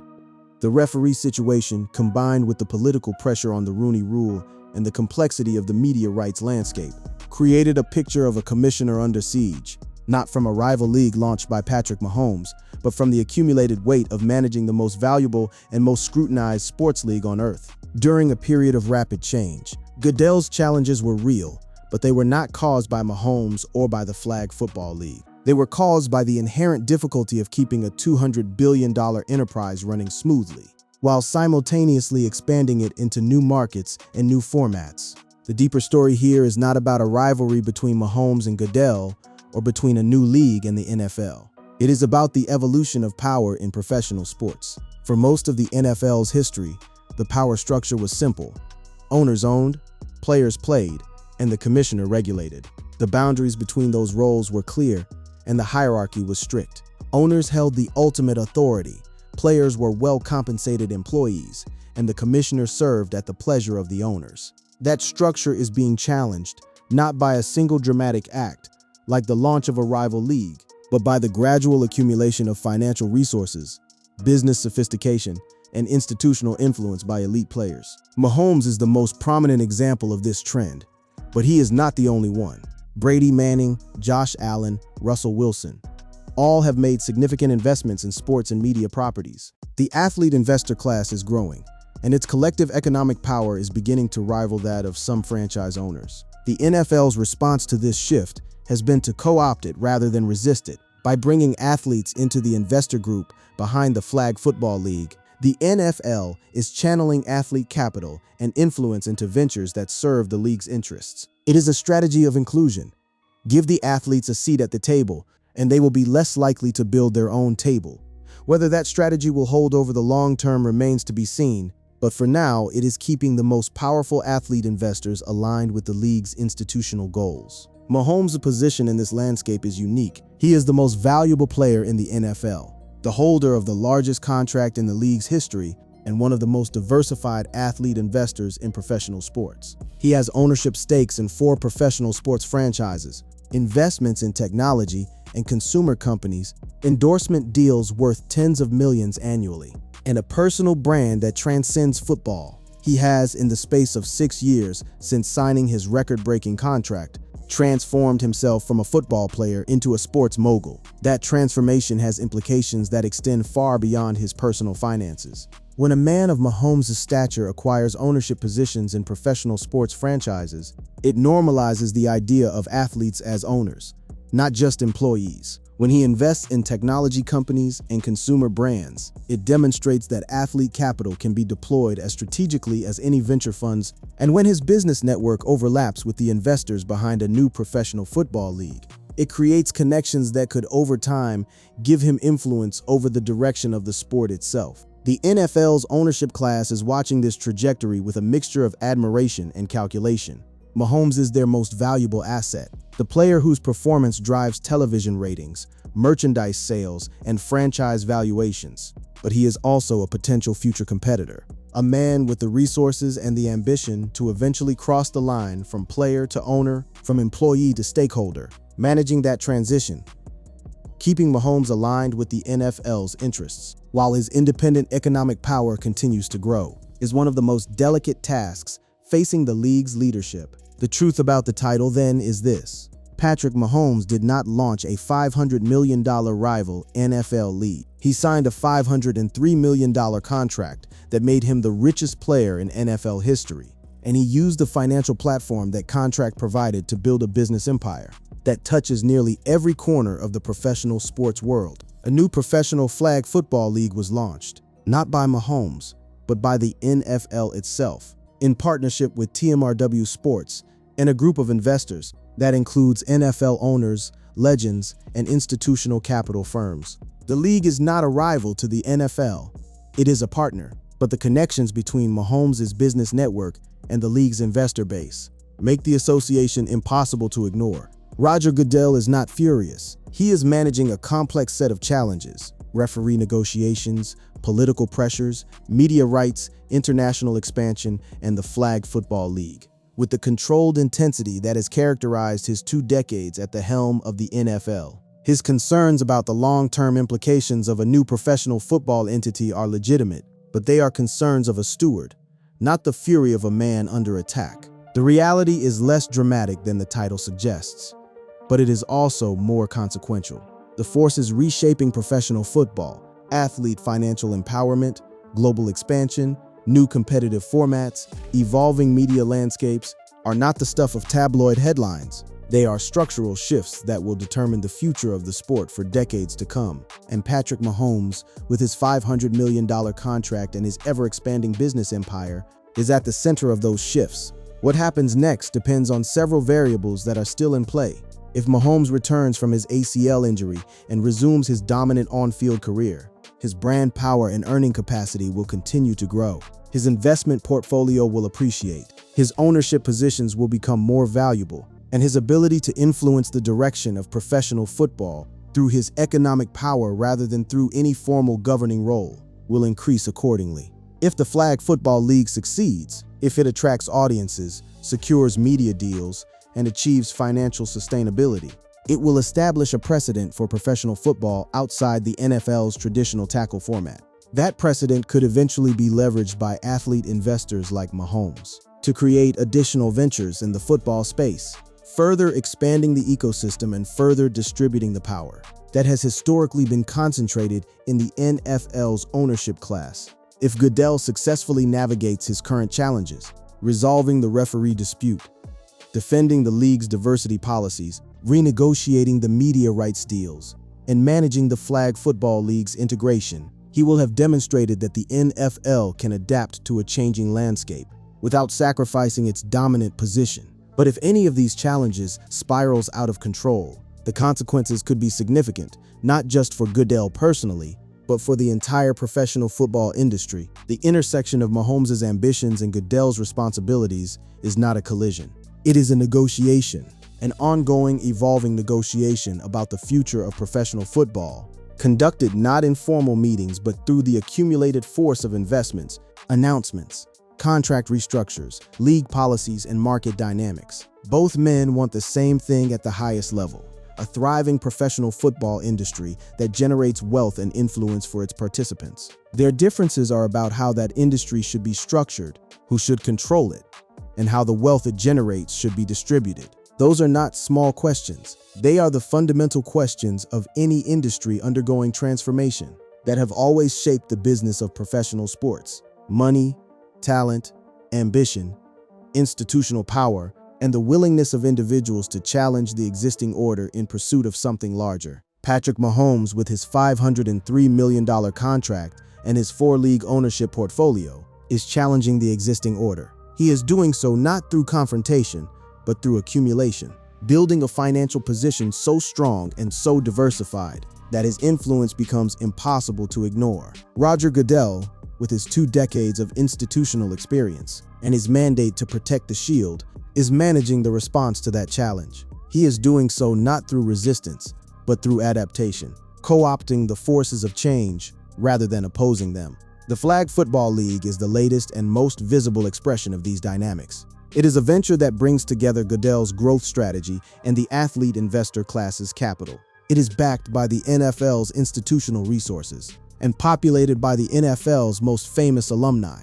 It is designed to grow the football market without threatening the NFL's position within it, and it is connected through the invisible threads of investment networks and business relationships to the empire that Patrick Mahomes has been building since the day he signed the largest contract in NFL history. Whether the league succeeds or fails, whether Mahomes continues to expand his business empire or consolidates what he has already built, whether Goodell resolves his current challenges or is overtaken by them, these outcomes are unknowable at this moment. What is knowable is that the professional football landscape in 2026 is more complex, more dynamic, and more contested than it has ever been. And at the center of that complexity stand 2 figures, a quarterback and a commissioner, whose decisions and ambitions will shape the sport for decades to come. The $500 million man is not launching a rival league. He is building an empire. The commissioner is not furious. He is vigilant. And the game, both on and off the field, continues. There is a pattern in the history of professional sports that bears examination here. The most transformative moments in the business of athletics have rarely been dramatic confrontations between existing powers and insurgent challengers. They have been gradual shifts, accumulations of capital, influence, and institutional infrastructure that over time altered the balance of power so fundamentally that the old order could no longer sustain itself. The rise of free agency in the 1970s did not happen through a single dramatic act. It happened through a series of legal challenges, labor negotiations, and market dynamics that collectively transformed the relationship between players and owners. The integration of professional sports in the mid-20th century was not achieved by a single act of defiance, but by the accumulated pressure of cultural change, legal action, and institutional evolution. The most important transformations in sports have always been structural, not theatrical.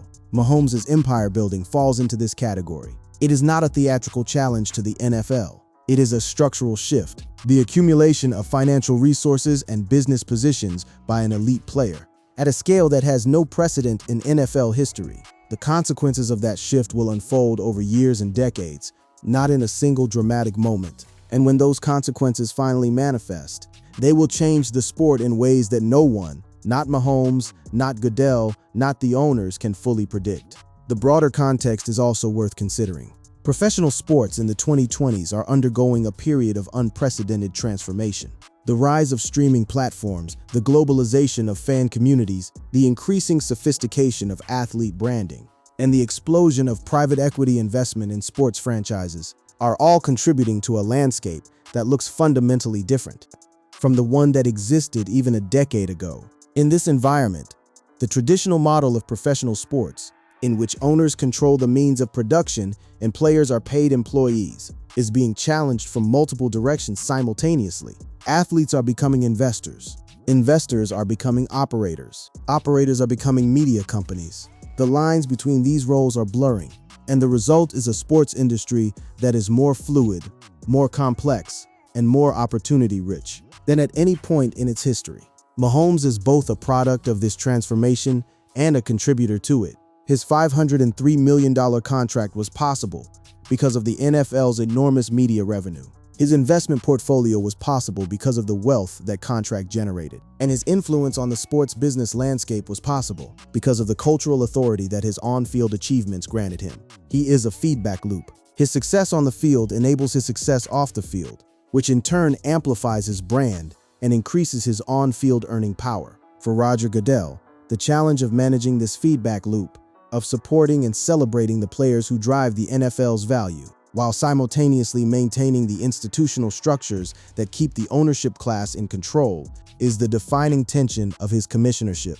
Every dollar that flows to a player like Mahomes strengthens the player's independent economic power. Every investment that Mahomes makes expands his influence beyond the NFL's direct control. And every new venture that the NFL launches, like the Flag Football League, creates additional nodes of power and value that could eventually be leveraged by player investors. Goodell's strategy for managing this tension, inclusion, and co-optation rather than resistance is rational and probably the only viable approach in the current environment. Trying to suppress the financial ambitions of elite athletes would be both impractical and counterproductive.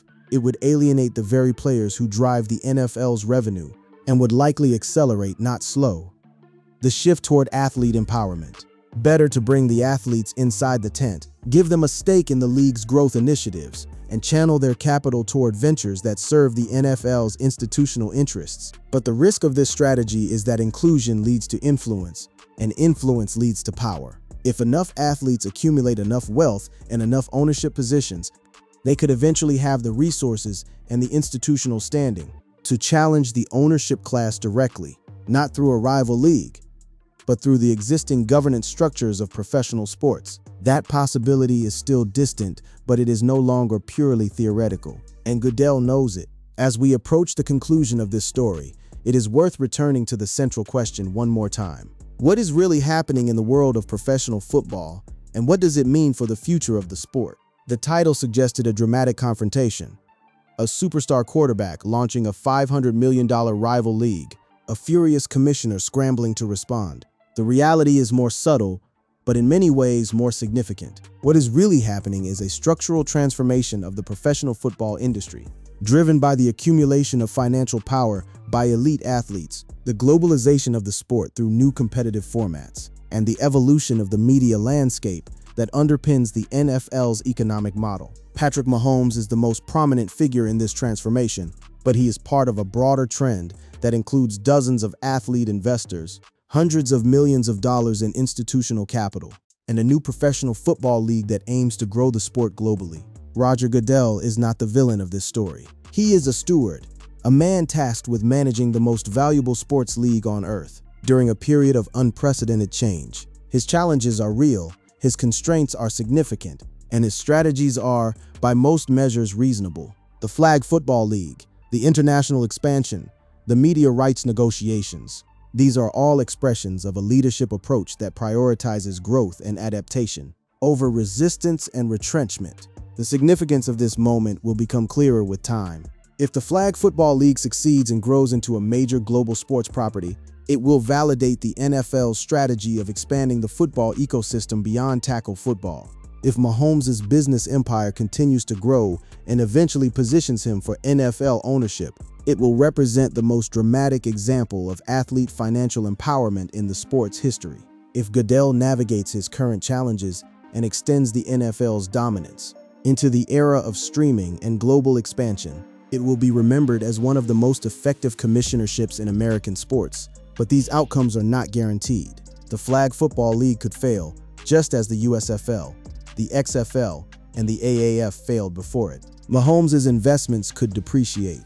The referee dispute could escalate into a crisis. The media landscape could shift in ways that disadvantage the NFL's business model. The future is uncertain, and the stakes are high. What is certain is that the professional football world in 2026 is more dynamic, more complex, and more interconnected than it has ever been. Patrick Mahomes and Roger Goodell are the two most prominent figures in that world, and their respective journeys, one building an empire, the other managing one, will define the sport's trajectory for years to come. The $500 million man and the man who protects the shield are not at war. They are engaged in a dance, a complex high-stakes dance, in which the steps are determined by money, ambition, institutional power, and the inexorable forces of change. The final word belongs to the facts. Patrick Mahomes has a contract worth $503 million. He has ownership stakes in 4 professional sports franchises, investments in a dozen technology and consumer companies, endorsement deals with more than 15 brands, and a personal brand that is among the most valuable in global sports. He is recovering from an ACL injury and targeting a return for Week 1 of the 2026 NFL season. A new professional flag football league has been announced, backed by the NFL, TMRW Sports, and a roster of institutional and individual investors. That includes football legends, women's sports icons, and some of the world's most prominent investment firms. The league is designed to launch in alignment with the 2028 Olympics and to grow the global football market through a media-first, technology-forward approach. Roger Goodell is managing a set of challenges: referee negotiations, political pressures, media rights, and international expansion that would test any leader. He has publicly supported the Flag Football League and has framed it as an extension of the NFL's mission to grow the game globally. He has not expressed fury at any development related to Mahomes or the new league. These facts do not fit neatly into a headline about a $500 million rival league and a furious commissioner, but they tell a story that is richer, more complex, and ultimately more consequential than any headline could capture. It is a story about the evolution of power in professional sports, about a quarterback who became a mogul, a commissioner who became a strategist, and a league that became an ecosystem. The story is not over. It is, in many ways, just beginning. The Flag Football League has not yet played a single game. Mahomes has not yet returned from his injury. Goodell has not yet resolved his referee dispute or negotiated his next set of media deals. The pieces are in motion, but the final picture has not yet been assembled. When it is assembled, when we can look back on this period from the vantage point of the next decade, we may find that the spring of 2026 was a turning point in the history of professional football, not because a single dramatic event occurred, but because the accumulation of small, strategic moves by a handful of visionary figures altered the trajectory of the sport forever. Patrick Mahomes, Roger Goodell, and the professional football world they inhabit are writing the next chapter of that history right now. And the rest of us are watching, waiting, and wondering what comes next. So there you have it, the man with the $500 million contract, the commissioner with the shield, the new football league with Olympic dreams, the graveyard of rival leagues that came before, the investments, the endorsements, the ownership stakes, the referee disputes, the political pressures, and the media negotiations. Patrick Mahomes did not launch a $500 million rival NFL league, but the empire he is building, the connections he has forged, and the financial power he has accumulated have placed him at the nexus of forces that are reshaping professional football in ways that no single title can adequately describe. And Roger Goodell is not furious. He is navigating a landscape that is changing faster than any commissioner in NFL history has ever had to manage. The game continues, the dance goes on, and the only thing certain about the future of professional football is that it will be shaped in ways both visible and invisible by the actions of the men and women who are investing in it, building it, and playing it today. Patrick Mahomes, the $500 million man, is at the top of that list. And as long as he is, the world will be watching.